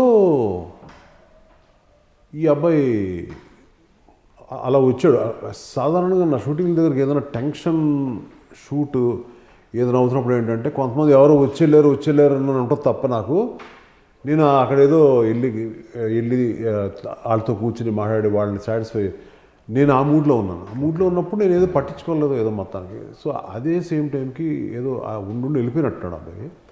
తర్వాత ఎవరో there was a wrong communication somewhere that some one said ఆయన సినిమా లేదమ్మా చేయడంట, ఇంకా వేరే ఎవరో ఏదో వేరే ఆయన ఎందుకు చేస్తాడు అనేది ఏదో సమ్ రాంగ్ కమ్యూనికేషన్ ఇచ్చినట్టున్నారు అక్కడ. ఓకే.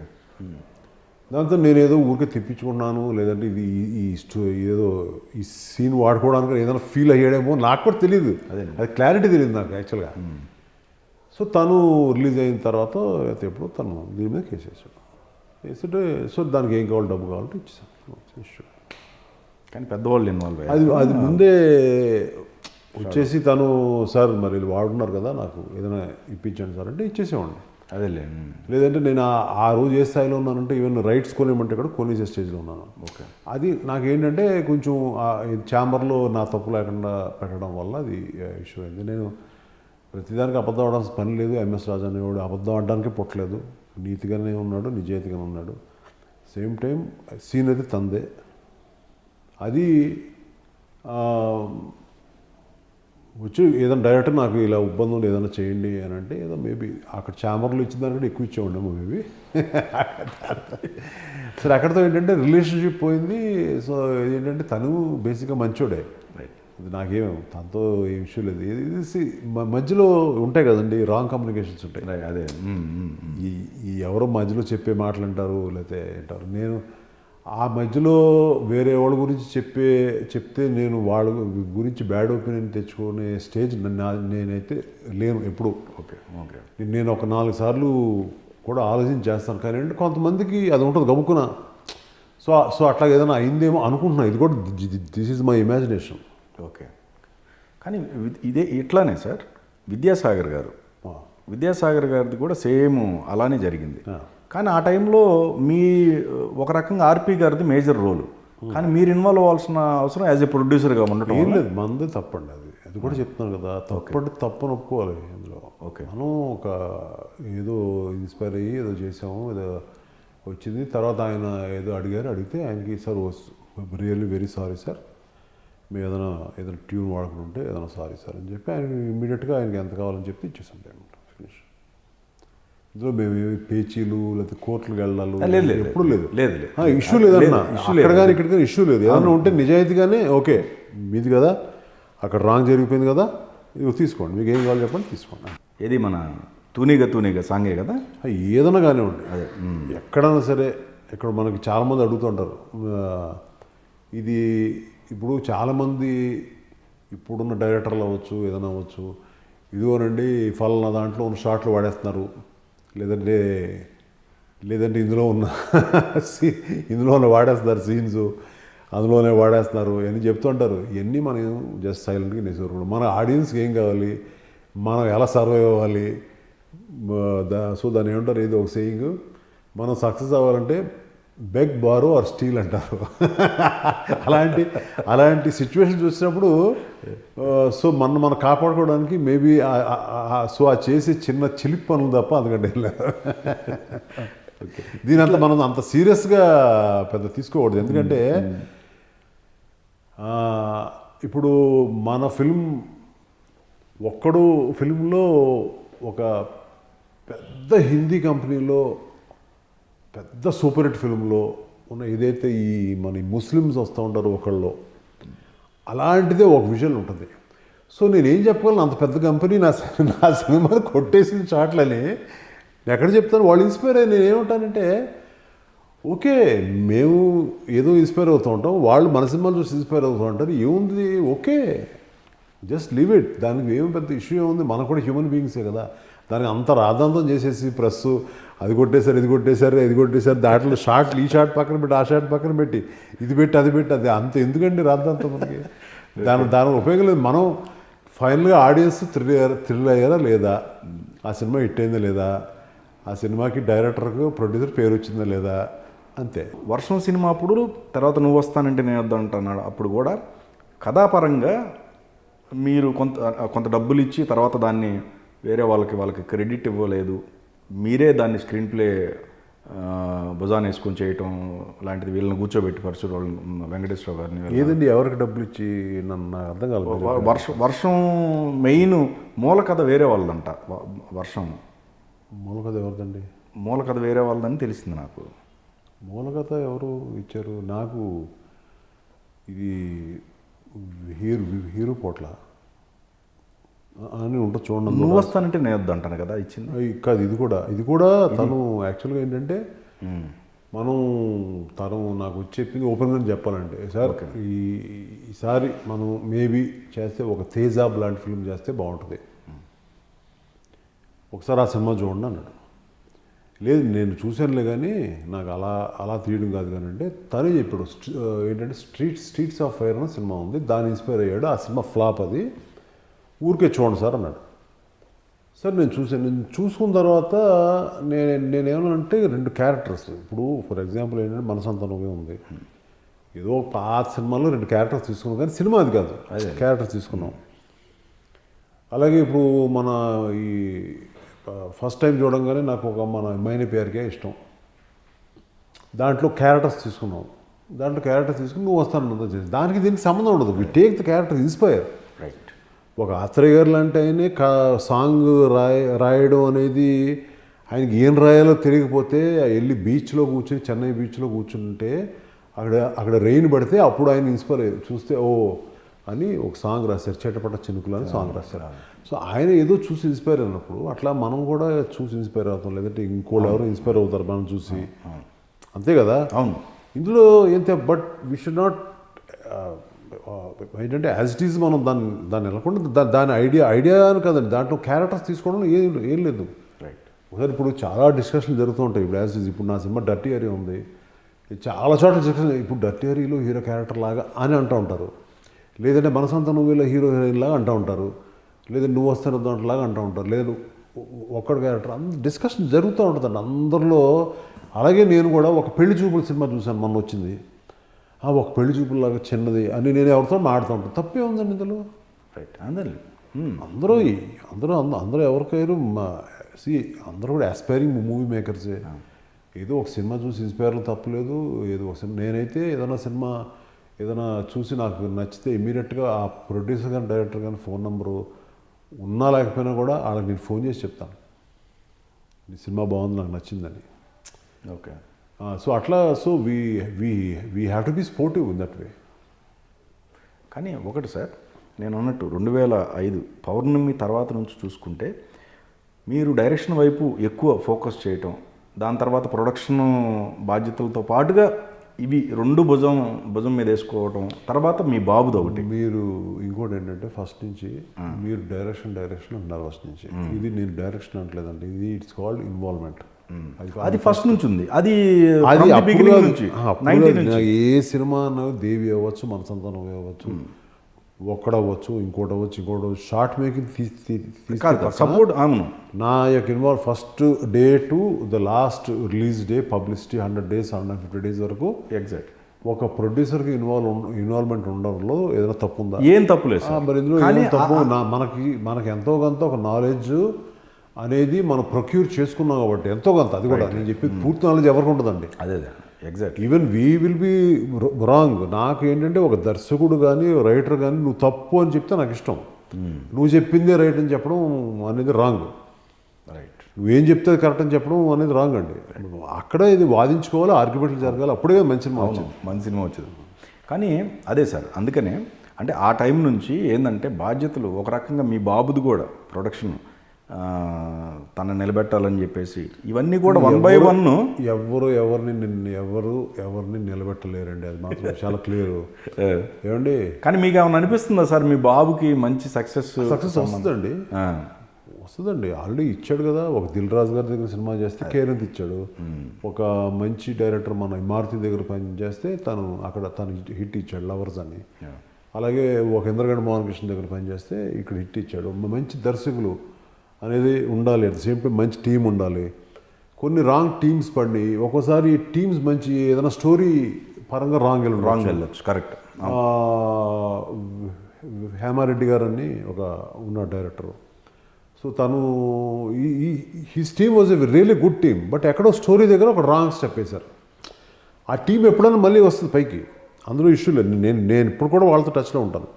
ఫ్లాప్ ఇచ్చిన వల్ల మనం వాళ్ళు వదిలేయడం ఎన్ని రాంగ్ కాదు. సో ఒకసారి దెర్ ఇస్ సమ్ మిస్టేక్స్ అంతే.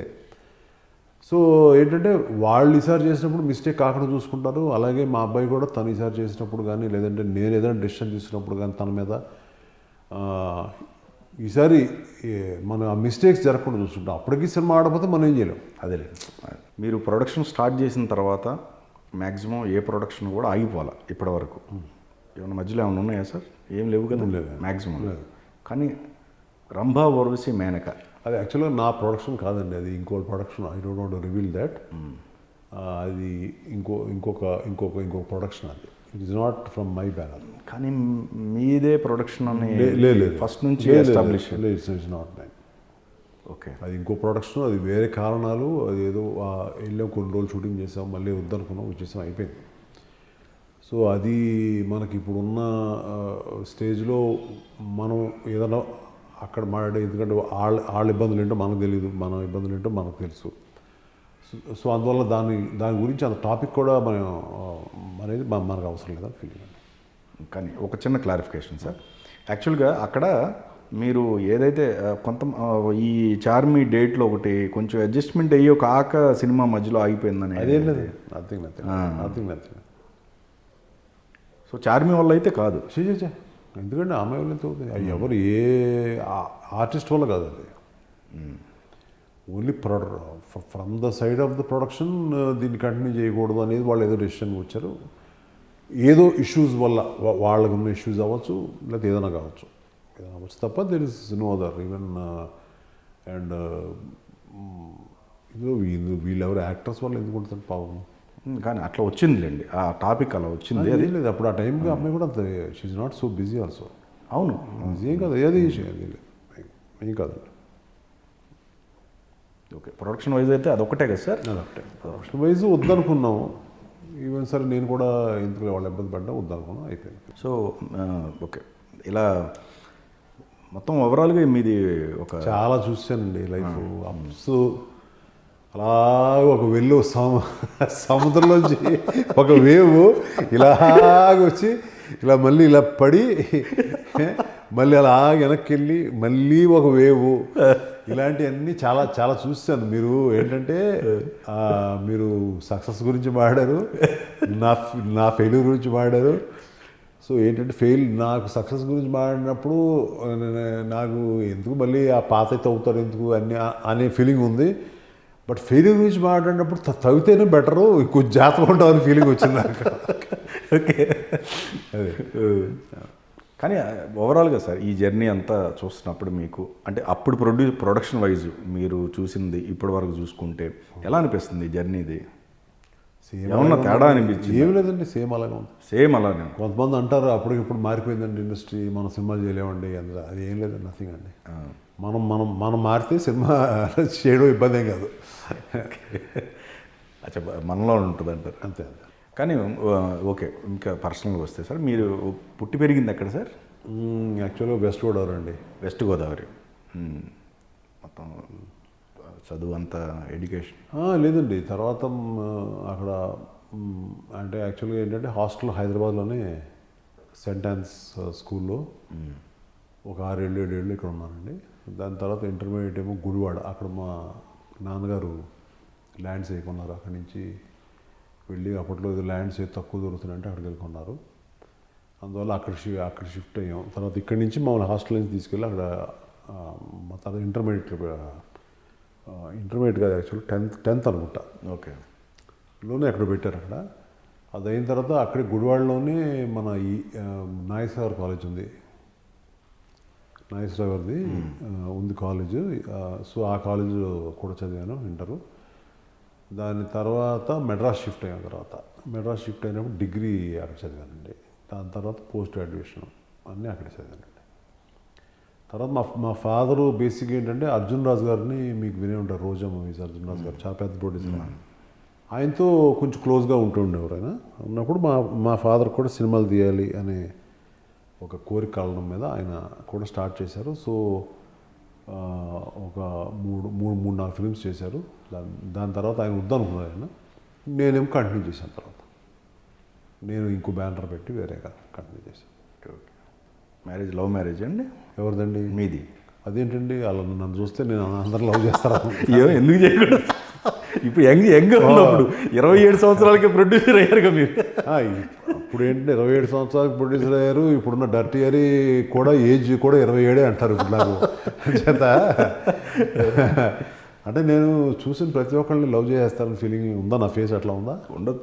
ఎందుకు లేదండి, కాదు. It's definitely family arrange marriage. Okay. బాబు పాప. బాబు. ఓకే. అక్కడ నుంచి కంటిన్యూ అయిపోయిన తర్వాత మెడ్రాస్ నుంచి మళ్ళీ ఇక్కడ తర్వాత ఇండస్ట్రీ ఇక్కడ షిఫ్ట్ అవడంలో ఇక్కడికి వచ్చేసాం. తర్వాత ఆల్మోస్ట్ దేవి అనే ఫిలిం, అంటే ఒక శత్రువు పోలీస్ లాగా స్ట్రీట్ ఫైటర్ను ఫ్లాప్ ఇచ్చాం మధ్యలో. ఆ సినిమా తర్వాత దేవి దాదాపు 2.5 years పట్టింది ఆ సినిమా తీయడానికి. డబ్బులు, ఫైనాన్షియల్ థింగ్స్ అన్నీ కూడా. అది ఫినిష్ ఎందుకంటే గ్రాఫిక్స్ ఫిల్మ్ అది. అవును. అన్నీ కూడా డబ్బులు టెన్షన్తో చేసే సినిమా. ఒక్కసారి ఆ సినిమా నాకున్న ప్రాబ్లమ్స్ అన్నీ ఒకేసారి ఆ సినిమా సాల్వ్ చేసింది యాక్చువల్గా. అప్పుడు ఆ టైంలో అందరూ చెన్నై నుంచి ఇక్కడ హైదరాబాద్ వచ్చే స్టేజ్లో మేము ఇక్కడ షిఫ్ట్ అయ్యాం. మీరు చేసిన 2-3 సినిమాలు ఫస్ట్ బిగినింగ్లో ఒక నార్మల్ బడ్జెట్, అంటే బడ్జెట్ పరంగా ఓకే. కానీ దేవి సినిమాకి అంత హెవీ బడ్జెట్, అంటే అప్పటికే ఫైనాన్షియల్గా స్ట్రగుల్ ఎక్కువ. అంటే 2 ఫిల్మ్స్ ఆడిన తర్వాత స్ట్రీట్ ఫైటర్ అనే సినిమా తీసి దాదాపు స్ట్రీట్స్కి వచ్చేసాను మళ్ళీ. అంటే మొత్తం ఏదైతే సంపాదించామో కొంప కూడా అమ్ముకుని అన్నీ అమ్ముకుని వచ్చాం. అందువల్ల అంత ఇదైందా సార్? అంత అవుద్దండి. ఒక సినిమాతో ఎన్ని సినిమాలు ఇచ్చినా ఒక సినిమాతో అయిపోతుంది. ఓకే. అది సినిమాలో ఉన్న ఇదే వచ్చేటప్పుడు డబ్బులు తక్కువ వస్తాయండి. ఓకే. డబ్బులు పోయేటప్పుడు ఓకే సార్. సో అట్లా ఆ సినిమా మరి అదే సార్ నేను అనేది. మరి ఆ టైంలో మీరు ఒక పక్కన అంటే బాగా ఖచ్చితంగా నిలబడాలన్న పట్టుదల అయి ఉంటుంది అయితే, అంతేనా సార్? ఈవెన్ అప్పుడు కూడా ఇందాక మీరు చెప్పిన ఆన్సర్కి ఇప్పుడు అందరూ హీరోలు ఉన్నారు కదా, ఆ టైంలో కూడా వెంకటేష్ అని నాకు బాగా క్లోజ్. అప్పుడు యాక్చువల్గా నేను నా ఫ్రెండ్ బాగా వెంకటేష్, ఈవెన్ శ్యాంప్రసాద్ రెడ్డి కూడా నాకు బాగా క్లోజ్ ఫ్రెండ్. సో తను ఇచ్చింది అలా, నువ్వు వెళ్ళి వెంకటేష్ మాట్లాడచ్చు కదా అంటే ఆ టైంలో నేను అది చెప్పాను కదా, అన్నీ మొత్తం అమ్ముకుని కూర్చుని నాకు కొడుకు ఇద్దరు కూర్చొని మాట్లాడుకుంటున్నట్లే. ఏంటి మన పరిస్థితి ఏంటని. సో ఏంటంటే బేసిక్గా తను వెళ్ళి మాట్లాడచ్చు కదా వెంకటేష్తో, నువ్వు ఏంది నీకు బాగా క్లోజ్గా ఫ్రెండ్ చేస్తారు కదా అంటే నేను సో ఇప్పుడు సేమ్ ఎట్లాగైతే డర్టీ హరి తీసాను అట్లాగే మళ్ళీ నో అనుకున్నా. ఎంత ఫ్రెండ్ అయినా మనం ఒక స్టోరీ అనే ఆబ్లిగేషన్తో వెళ్ళాలి తప్ప నాకు వెళ్ళి హెల్ప్ చేయని ఆబ్లిగేషన్తో వెళ్ళకూడదు అనేది నా యొక్క మెయిన్. ఓకే. సో ఇది ఆ రెస్పెక్ట్, ఆ సెల్ఫ్ రెస్పెక్ట్, సెల్ఫ్ కాన్ఫిడెన్స్ ఏదైతే ఉందో దాంతో అప్పుడు దేవి అనే ఫిల్మ్ తీయగలిగాను. ఆ తీయడంలో process was late but that gave me the guts. అంటే మనం అంత పెద్ద డిపెండెన్సీస్ అయితే అక్కర్లేదు లైఫ్లో అనేది ఆ సినిమా ప్రూవ్ చేసిందా. కానీ మీరు అడగటం ఏమైనా జరిగిందా సార్ వెంకటేష్ గారిని దేవి దాంట్లో? మీరు ఏమన్నా అసలు అడగలేదు? అంటే అసలు అటువంటి మనిషిని కూడా కాదు నేను. ఓకే. అదే అంటే అప్పుడు అంటే నేను చెప్పి నిజంగా వెళ్ళి అడిగి తన తర్వాత చూద్దాంలే అనే మాట అని, లేదంటే మీ దగ్గర వేరే చెప్తాను అనుకుంటున్నారేమో. నేను అడుగుంటే తను ఇమీడియట్గా చేసేవాడు. కానీ నా సెల్ఫ్ రెస్పెక్ట్ కోసం, అంటే నా సెల్ఫ్ కాన్ఫిడెన్స్ కోసం, అంటే నేను ఇక్కడ ఏదో ఓడిపోయిన ఒక సినిమా నేను మళ్ళీ ఏదో ఒక డిపెండ్ అయ్యి నేను ఎందుకు వెళ్ళాలి, ఒక హిట్ కొట్టేళ్ళాలి ఏదైనా సరే. తను ఒక స్టేజ్లో ఉన్నాడు, దగ్గరికి వెళ్ళాలి అంటే అలా నాకు ఎందుకో వాళ్ళు అనుకోకపోవచ్చు అట్లా. ఓకే. అంటే నిజంగా వస్తే ఇద్దామని మూడ్లోనే ఉండుండొచ్చు, కానీ నాకు ఎందుకు వెళ్ళాలనిపించలా. కానీ దేవి సూపర్ హిట్ అంటే ఆ రోజు నెక్స్ట్ డే మార్నింగ్ రిలీజ్ అవుతున్నానుగా, అంతకుముందు రోజు రాత్రి వెంకటేష్ బాబు ఫోన్ చేశారట.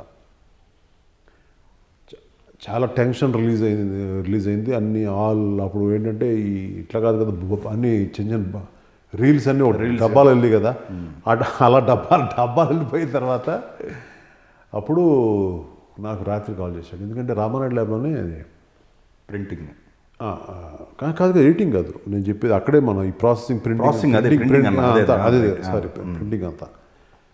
Is all the best. నాకు ఎందుకు ఈ సినిమా కొడతాం అనిపిస్తుంది. నీ నీ యొక్క గట్స్కి మాత్రం చాలా హ్యాట్స్ ఆఫ్. ఈ సినిమా రేపు బాగా ఆడాలని కోరుకుంటున్నాను.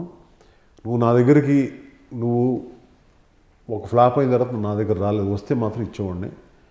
ఇప్పుడు కూడా నీకు అనిపిస్తే నీకు హిట్ ఫ్లాప్తో సంబంధం లేదు, నీకు అనిపిస్తే రా, నేనైతే నీతో సినిమా చేయాలన్నది. Because of you have the guts అనే మాట అన్నాడు. ఇంకా ఇంకా ఇంకా ఇంకా నాకు అంతకంటే ఏం కావాలి ఇప్పుడున్న. సో అంత రియల్ రెస్పెక్ట్ రేపు రిలీజ్ అనగా ఇంకా తనకు తెలియదుగా రిపోర్టు. కానీ రాజు గారు ఒక చిన్న సార్, మరి అదే టైంలో మీరు ఫైనాన్షియల్గా ఎక్కడ ఫ్రెండ్స్ దగ్గర నుంచో ఎక్కడెక్కడి నుంచో దేవి సినిమాకి మొత్తం తీసుకొచ్చారు కదా, ఒక్కవేళ మిస్ఫైర్ అయ్యి ఉంటే అప్పటికే ప్రీవియస్ మీరు చాలా నవ్వుతూ చెప్పారు రోడ్డు మీద వచ్చాం అందరం అని చెప్పేసి చాలా, కానీ జరుగుంటే అంటే అలా కాదు, అది ఆలోచించలేదా సార్? 14 సంవత్సరాల నుంచి నేను మిస్ఫైర్ అవుతూనే ఉన్నాను. మళ్ళీ డర్టీ హెయిర్ ఇచ్చాను కదా, అట్లా ఎందుకు అనుకుంటున్నారు మీరు? అది కనుక అయిపోయి ఉండే అప్పుడే అని. అంత జర్నీ లేదు కదా సార్, 14 years మీ ఒక రకంగా చెప్పు 2005 నుంచే చూసుకున్నా కానీ. అవును చూసుకుంటే అదే కదండి ఆల్మోస్ట్. Okay right correct. 14 ఏళ్ళు రాముడు అనుకుంటూ ఉంటాను నేను. నీకే తప్పలేదు, నాకెంత, నేను ఇంత చిన్న బొడగను కాదు నేను నీకులో, నేనెంత అనుకుంటూ ఉంటా. సో అట్లా మేబీ నేను ఎప్పుడు అట్లా ఏది లేదు. సినిమా దేవి ఆడలేదు అనుకోండి, మళ్ళీ ఇంకో దేవి లేకపోతే ఇంకోటి ఏదో సినిమా ఏదో ఇంతలో పుట్టుకుని ఏదో తీసేవాడేమో. ఓకే. సో అట్లా నేను అయితే దాన్ని ఏమంటారండి, అది ఎక్కి ఆ గోడ ఎక్కి చూడండి గట్టిగా పట్టుకుంటుంది అని ఏమంటారు, ఉడుము పట్టు, ఉడుము 14 ఏళ్ళకి I will wait for another 6 years. ఏమండి రాజకీయాల్లో 10 ఏళ్ళు వెయిట్ చేస్తారు మళ్ళీ సీఎం అవ్వాలంటే. నేను సీఎం అవుతాను కాదు. So we have to wait. మనకి ఆ టైం అండ్ దట్ ఫోకస్, ఆ మైండ్ రావాలి ఫస్ట్. మనకి ఎప్పుడు ఒకటే అదే తెలివితేటలండి, అదే మనిషి అండి, అంత అదే. బట్ గ్యాప్ వస్తుందండి, ఆ గ్యాప్ వస్తుంది, అది మనం we have to take it. కానీ సార్ ఇందాక అంటే మీ జర్నీ అంటే మీరు తీసిన మంచి సినిమాల మీ ప్రస్థానంలో ఫస్ట్ స్ట్రగుల్ బిగినింగ్ అప్పటికి మ్యారేజ్ అయింది కదా సార్? మీకు మ్యారేజ్ అయ్యి పిల్లలు కూడా ఉన్నట్టున్నారు, అది రెండో సినిమా అప్పుడు అనుకుంటా. అదేనండి, ఫస్ట్ నా కజిన్తో తీసిన సినిమాకి అప్పటికే మ్యారేజ్ అయింది. అప్పటికే ఒక సుమంత్కి ఆల్మోస్ట్ ఒక 6 నెలలు 1 year. ఓకే. కానీ అప్పుడు ఓవరాల్గా మొత్తం ఆస్తులు అమ్మేసే సిచ్యువేషనే కదా మీరు చెప్పింది అప్పటికి, ఆ టైం? అప్పుడు కాదండి, అప్పుడు రెండోది అంటే మా నాన్నగారు తీశారు సినిమాలు అప్పుడు. ఓకే. ఆయన ఇప్పుడు తీశారు 4-5 సినిమాలు తీశారు ఆయన. ఓకే. అది తీసిన తర్వాత ఆయన ఆపేశారు, కానీ నేను అది ఆపలేదు అంటున్నానండి. అదొకే అండి. బట్ నా దగ్గర చేయడానికి డబ్బులు లేవు. నా కజిన్స్ అది ఒక ఆయన హెల్ప్ చేశారు నాకు. సో అది చేస్తే దాని దగ్గర నుంచి మళ్ళీ అగైన్ నేను అనేది. But it was not my banner కాదు. Okay okay okay. ఇంకో బ్యానర్ మీద తీసాము, ఇద్దరు కలిపి తీసాము. దాని తర్వాత ఆయన వేరే ఫిల్మ్స్ చేశారు, తర్వాత నేను వేరే లా చేసుకున్నాను అన్నట్లు. కానీ ఆ టైంలో మీకు సినిమా పట్ల కోపం రావటం కానీ, లేకపోతే మీ ఇంట్లో వాళ్ళు ఎందుకండి ఇంకా సినిమాలు వదిలేయండి అని మీ మిస్సెస్ ఆపటం కానీ, రెండో సినిమా మూడో సినిమా అప్పుడు మీరు చెప్పండి. అదే లేదు, ఆపేయడం అని ప్రసక్తి ఎప్పుడు లేదు. ఎందుకు ఈ సినిమాలని ప్రసక్తి ఇంతవరకు మీరు ఉదాహరణ డిప్రెషన్ రాలా ఇంతవరకు. ఓకే. ఇంతవరకు డిప్రెషన్ మా ఫ్యామిలీ ఎవరికి రాలా. సో సేమ్ మీలాగనే మీ వాళ్ళ ఆలోచనలు కూడా ఉంటుందండి. When we are enjoying success we should enjoy the failure. Great. Okay. Entire family కూడా అలా ఉండటం అనేది అంటే అది we have to enjoy that. Success ఒకటే వచ్చి ఎంజాయ్ చేయడం ఆ స్థాయి దాటిపోయింది మాకు.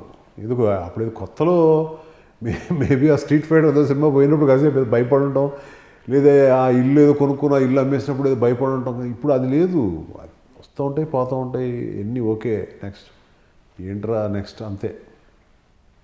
కానీ రాజుగారు ఒక చిన్న సార్, మీరు సక్సెస్లో ఉన్నప్పుడు మీ భుజం తట్టిన సినీ పెద్దలు మీరు ఫెయిల్యూర్లో ఉన్నప్పుడు అలానే భుజం తట్టారా? ఓపెన్గా చెప్పండి సార్. మీరు కొన్ని విషయాలు వింటే అందరూ కూడా ఆశ్చర్యపోతారు యాక్చువల్గా. ఏంటంటే ఓకే, ఒక ప్రొడ్యూసరు ఇంకో ప్రొడ్యూసర్ని ఎంకరేజ్ చేయడు. అంటే ఇంకో అతను పైకి రాకూడదు అని అనుకోడు. అతనికంటే నేను ఇంకా బాగుండాలి అని అనుకుంటాడు. అట్లా సేమ్ టైం ఏంటంటే I'm really in this matter I'm very very open about this. But నాకు కొంతమంది నేను డౌన్ఫాల్లో ఉండగా నాకు హెల్ప్ చేయడానికి ట్రై చేశారు. నేను చెప్తాను, రియల్గా చెప్తానండి, దిస్ ఇస్ ది ఫ్యాక్ట్. ఇప్పుడు నేను పేర్లు ప్రస్తావించను, మళ్ళీ ఇదంతా పెద్ద ఇష్యూ అయిపోద్ది. They have try to help me, but నేను ఆ హెల్ప్ని నిజంగా వాడుకోలేదు. అంటే నేను అది వాడుకోలేదంటే నేను సరైన సినిమాలు ప్లాన్ చేయలేకపోయాను, సరైన సినిమాలు చేయలేకపోయాను. So it is completely my mistake. But ఆ రుణం అనేది నేను ఎప్పటికైనా తీర్చుకోవాలి. అట్లా సో నాకు ఇండస్ట్రీ పరంగా నాకు ఈ was very much, everybody was very nice with me. And only thing 1% ఉంటారులేండి, జస్ట్ 1% ఉంటారు కదా. ఏదో అంటే ప్రతిదానికి ఒక చిన్న ప్లెజర్ ఫీల్ అయ్యేవాడు. అంటే ఇప్పుడు ఇప్పుడు ఇప్పుడు నేను అనుకోండి, ఇప్పుడు నా dirty Hari 8th cinema release అవుతుంది. ఆల్రెడీ ఓటీటీ మీద హిట్ అయిపోయింది. హిట్ అంటే మామూలు హిట్, పెద్ద హిట్ అయిపోయింది. ఇప్పుడు మేము ఇమీడియట్గా థియేటర్లు పట్టుకొస్తున్నాం. మాతో పాటు సంక్రాంతి చాలా సినిమాలు ఉన్నాయి. నా మైండ్ ఫస్ట్ నుంచి ఏంటంటే ఈ సినిమా బాగుండాలి, మిగతా సినిమాలు బాగుండాలని కోరుకుంటా. బట్ అందరూ అలా ఉండకపోవచ్చు. ఎప్పుడు నేనైతే కోరుకుంటాను, నాతో పాటు సంక్రాంతికి వచ్చిన సినిమాలు ఏదన్నా అంత ముందు కూడా నాతో పాటు బాగుండాలి అనే కోరుకుంటాను నేను ఎప్పుడు కూడా. నేను దేవుడు దండం పెట్టినప్పుడు అన్నీ బాగుండాలని కోరుకుంటాను. ఎందుకంటే నేను ఎప్పుడు నమ్మేది, ఒక సినిమా వల్ల ఇంకో సినిమా పోదు. ఒక సినిమాలో సత్తా లేకపోతేనే ఇంకో సినిమా వల్ల పోతుంది. ఏ సినిమా ఆ సినిమా స్ట్రాంగ్ ఉంటే మనకి ఈ మధ్య ఇట్ ఈస్ ప్రూవ్డ్. లైక్ ఒక స్టేజ్లో ఐ థింక్ మొన్న లాస్ట్ ఇయర్ అయి ఉండొచ్చు, maybe I think last year 2 films Mahesh and also Bunny films 2 hit అయినాయి. అలాగే ఒక అంతకుముందు ఇయర్ కూడా శర్వానంద్ ఉన్న పిక్చర్లు వచ్చి చాలా వచ్చి ఒక 3-4 ఫిల్మ్స్ హిట్ అయినాయి ఒకేసారి. అదేం లేదు, ఆ సినిమా తగ్గ ఆడియన్స్ ఉంటారు, ఆ సినిమాకి రావాల్సిన డబ్బులు వచ్చేస్తాయి. ఒకటి ఇంకోటి ఫ్లాప్ అయ్యి మనం హిట్ అవ్వాలని కోరుకోవడం అనేది ఎప్పుడు it is a wrong thing. So అట్లాగే ఏంటంటే నేను ఎలా కోరుకుంటాను, అలా చాలామంది ఇండస్ట్రీలో నేను బాగలేనప్పుడు ఇతను మళ్ళీ కొట్టాలి అనే ఒక ఫ్యాన్షిప్ అయితే ఉన్న ప్రొడ్యూసర్స్ కానీ నా తాలూకు బాగుండాలి ఎంఎస్ రాజు అనేవాళ్ళే ఎక్కువ వెల్ విషర్స్. ఎక్కడ ఎవరు రాజుగారు మళ్ళీ కొట్టాలి ఏంటి అలా కూర్చోరు అనే మనిషి తప్ప అది వాళ్ళ కళ్ళలో తెలిసిపోద్దండి. అదే వాళ్ళు కొంచెం లైట్గా ఎటకారంగా, అంటే నేను వాళ్ళతో బాగుంటాను కాబట్టి నాతో ఎటకారం ఉండదు. ఓకే, ఆ పర్సంటేజ్ అన్నింటిలో ఉంటారు. ఈవెన్ మోడీ గారిని కూడా విమర్శించే పర్సంటేజ్ ఉంటారు కదా. అందువల్ల ఈ పెద్ద అవన్నీ పెద్ద they are not issues actually. So I'm really blessed to be really having some good people in the industry with me. ఇప్పుడు మీరు అన్నట్టు సార్, ఎవరైతే ఆ 1% ఉన్నారో ఆ పీపుల్ అందరూ కూడా నాకు కొంచెం అర్థమైంది. బట్ వాళ్ళు మీకన్నా తర్వాత జర్నీ చేసిన వాళ్ళే కదా. మీకేమర్థమైంది నాకు అర్థం కాల. నేను 1% పీపుల్ వాళ్ళ లోపల మనసులో ఉంటారు అంటున్నానండి. నేనేమి వాళ్ళు ఎవరు నా దగ్గర ఎక్స్ప్రెస్ చేయరు, నా దగ్గర చెప్పరు, లేదా నా సంబంధించిన మనుషులు కాకపోవచ్చు. ఓకే, నేను చెప్పేది టోటల్ జనరల్గా ఒక ఇదిలో ఒక మైండ్లో కూర్చుని, ఒక చిన్న పల్లెటూళ్ళలో కూర్చుని, ఒక చిన్న గట్టు మీద భోజనం చేసిన తర్వాత సొల్లు ఎలా మాడుకుంటారో అలా నా గురించి కాదండి, ప్రతి ఒక్కరి గురించి సొల్లు మాడుకునే ఇది కొంతమంది వాళ్ళకి పని లేక ఉంటారు కదా. ఆ బ్యాచ్లో ఎవరైనా ఓకే వీడికి అయిపోయింది క్లోజు, ఇంకేముందిరా ఎంఎస్ రాజు క్లోజ్ కదా అని అనుకుంటూ ఉంటారు కదా, వాళ్ళ గురించి చెప్తాను తప్ప నేను ఎవరున్నారు నాతో ట్రావెల్ అయిన వాళ్ళు ఎవరు నేను బాగోకూడదు ఎవరు. ఎందుకంటే బట్ నేను అందరికి మంచి చేశాను కదా, అందరికి సక్సెస్లో ఇచ్చాను. ఎవరన్నా నేను ఇచ్చిన డైరెక్టర్స్ అవ్వచ్చు, నేను ఇచ్చిన ఇంకెవరైనా యాక్టర్స్ అవ్వచ్చు, ఎవరన్నా వచ్చి నేను మంచి చేశాను తప్ప నేనేం బ్యాడ్ ఏం చేయలేదు ఎవరికి. సో ఎందుకు నా మీద బ్యాడ్ ఒపీనియన్ లేదంటే నేను పావులు ఎందుకు కోరుకుంటాను ఎవరైనా. సినిమా అనేది కూడా ఒక కాంపిటీషనే కదా. అంటే ఆ టైంకి రిలీజ్ అయ్యే సినిమాను కూడా ఒక కాంపిటీషన్. కాంపిటీషన్ ఆ టైంకి ఒక వారం రోజులు ఉంటుందండి. ఆ తర్వాత మళ్ళీ మామూలు మళ్ళీ పార్టీలో కలుస్తాం, మళ్ళీ అలవ అంటే అలవ కానీ అంతే కాంపిటీషన్ ఉంటుందండి అంతే. కానీ అదే కదా అంటే ఇప్పుడు వి ప్లే స్పోర్ట్ ఆడినప్పుడు ఈ బ్యాచ్ ఆ బ్యాచ్ అందరూ బాగానే ఉంటారు కదా. ఏది అంటే మామూలుగా ఆఫ్టర్ 6 బాగానే ఉంటారు కదా. ఓకే ఆఫ్టర్ 6 ఓకే కదా. అదేలే ఆ రోజు ఆ మ్యాచ్ ఆడినప్పుడు 50-50 మ్యాచ్ 20-20 మ్యాచ్ ఆడతారు కదా. ఆ టైంలో ఉంటాయి కోపాలు. అది ఏముంది మనం అదేదో మనం వాళ్ళు గెలిస్తే బాగుండు మన ఎట్ట అంటామండి. అదేలే. బట్ నేనేమనుకుంటున్నానంటే ఇప్పుడు అలా కూడా అనుకోండి, అది స్పోర్ట్గా కూడా తీసుకోవాలి. స్పోర్ట్ వేరు, ఇది మూవీ వేరు. అవును. ఒక సంక్రాంతికి వచ్చే సినిమాలు అందరూ బాగా ఆడితే బాగుండు కోరుకుంటున్నాను. మీరు తీసిన సినిమాలన్నీ ఎంఎస్ రాజు గారు ప్రొడక్షన్ నుంచి అంటే ఒక మంచి మంచి సినిమాలు వస్తాయి. కానీ ఫస్ట్ టైము ఏంటి డర్టీ హరి అనే ఆ టైటిల్ తోటి మీరు రాజు గారు లాంటి వ్యక్తి చేయగలట అని చెప్పేసి. అది కదండి, మీరు ఇంటర్వ్యూకి రాగానే నేను ఫస్ట్ అడిగిన ప్రెసిడెంట్ మిమ్మల్ని ఇంటర్వ్యూ స్టార్ట్ చేయకుండా మీరు డర్టీ హరి చూసారని అడిగారు. అది అన్నారు. అంటే మీరు ఏం చెప్పారు? నేను ఇంకా చూడలేదండి, చూస్తాను.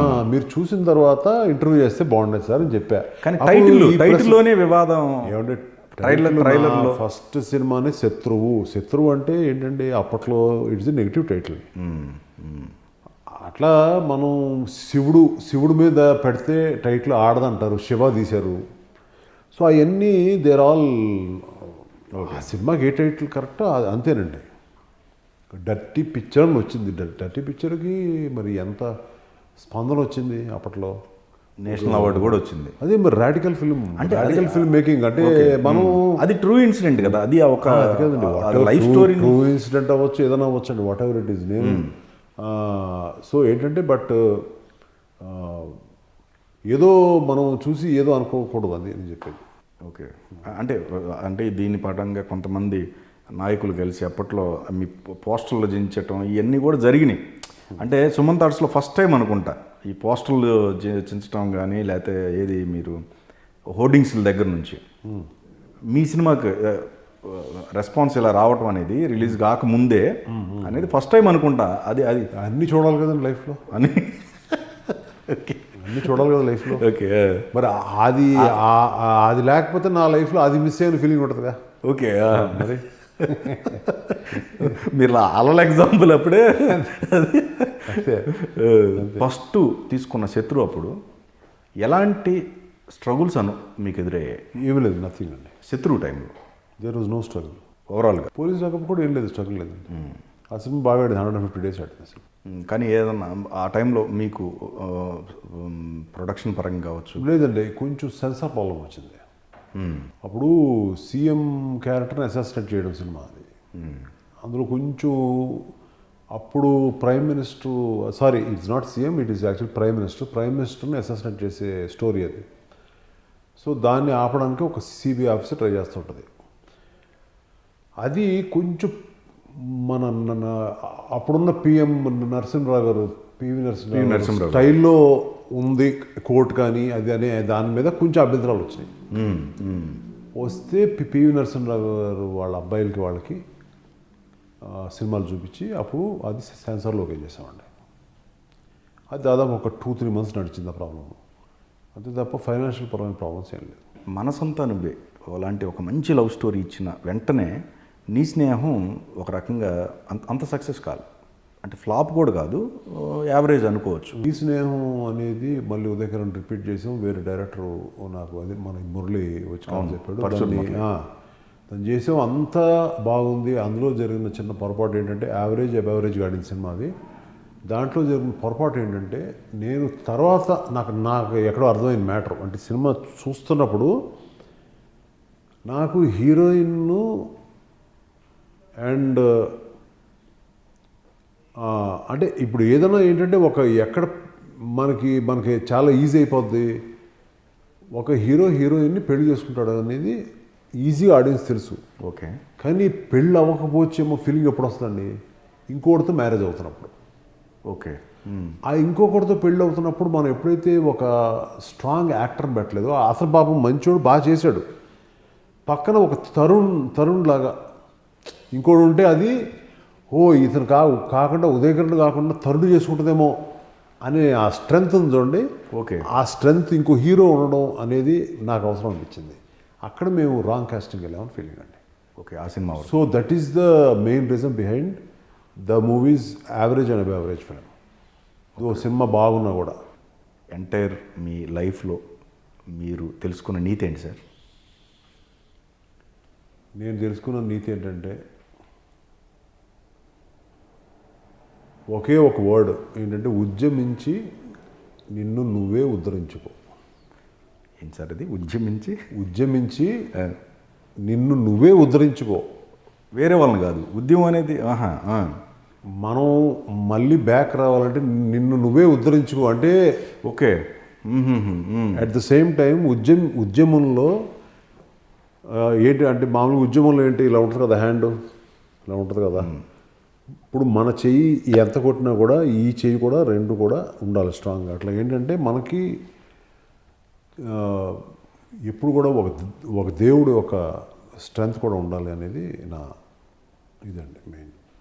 అదే ఇప్పుడున్న డర్టీ హరి అనే ఫిల్మ్ చేయడానికి కారణం అదే. నాకు నేనున్న పొజిషన్లో ఇంకొక ఎక్కడి నుంచో దేవుడు ఏదో విధంగా ఏదో ఒక దూతను పంపించినట్టు నా ఫ్రెండ్ ఈ సినిమా నిర్మాత గూడూరు శ్రీరామకృష్ణ గారిని పంపించి ఎక్కడో మేము కలిస్తే,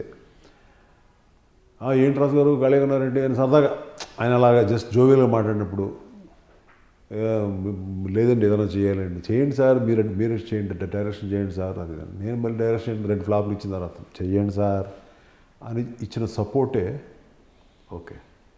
ఇప్పుడు మళ్ళీ ఒక స్ట్రాంగ్గా ఒక మంచి బ్లాక్ బస్టర్ సినిమా అంటే ఒక ఏటీటీలో రిలీజ్ అయింది, ఒక ఓటీటీలో బ్లాక్ బస్టర్ అయింది, ఇప్పుడు థియేటర్కి వెళ్తుంది, రేపు పొద్దున అన్ని లాంగ్వేజెస్కి రిలీజ్ చేయబోతున్నాం అంటే కేవలం ఏంటంటే ఒక దేవుడు యొక్క నిర్ణయం, అలాగే దేవుడు ఇచ్చిన ఒక మంచి గొప్ప ఫ్రెండ్ నాకు. Right sir, right. Thank you so much sir.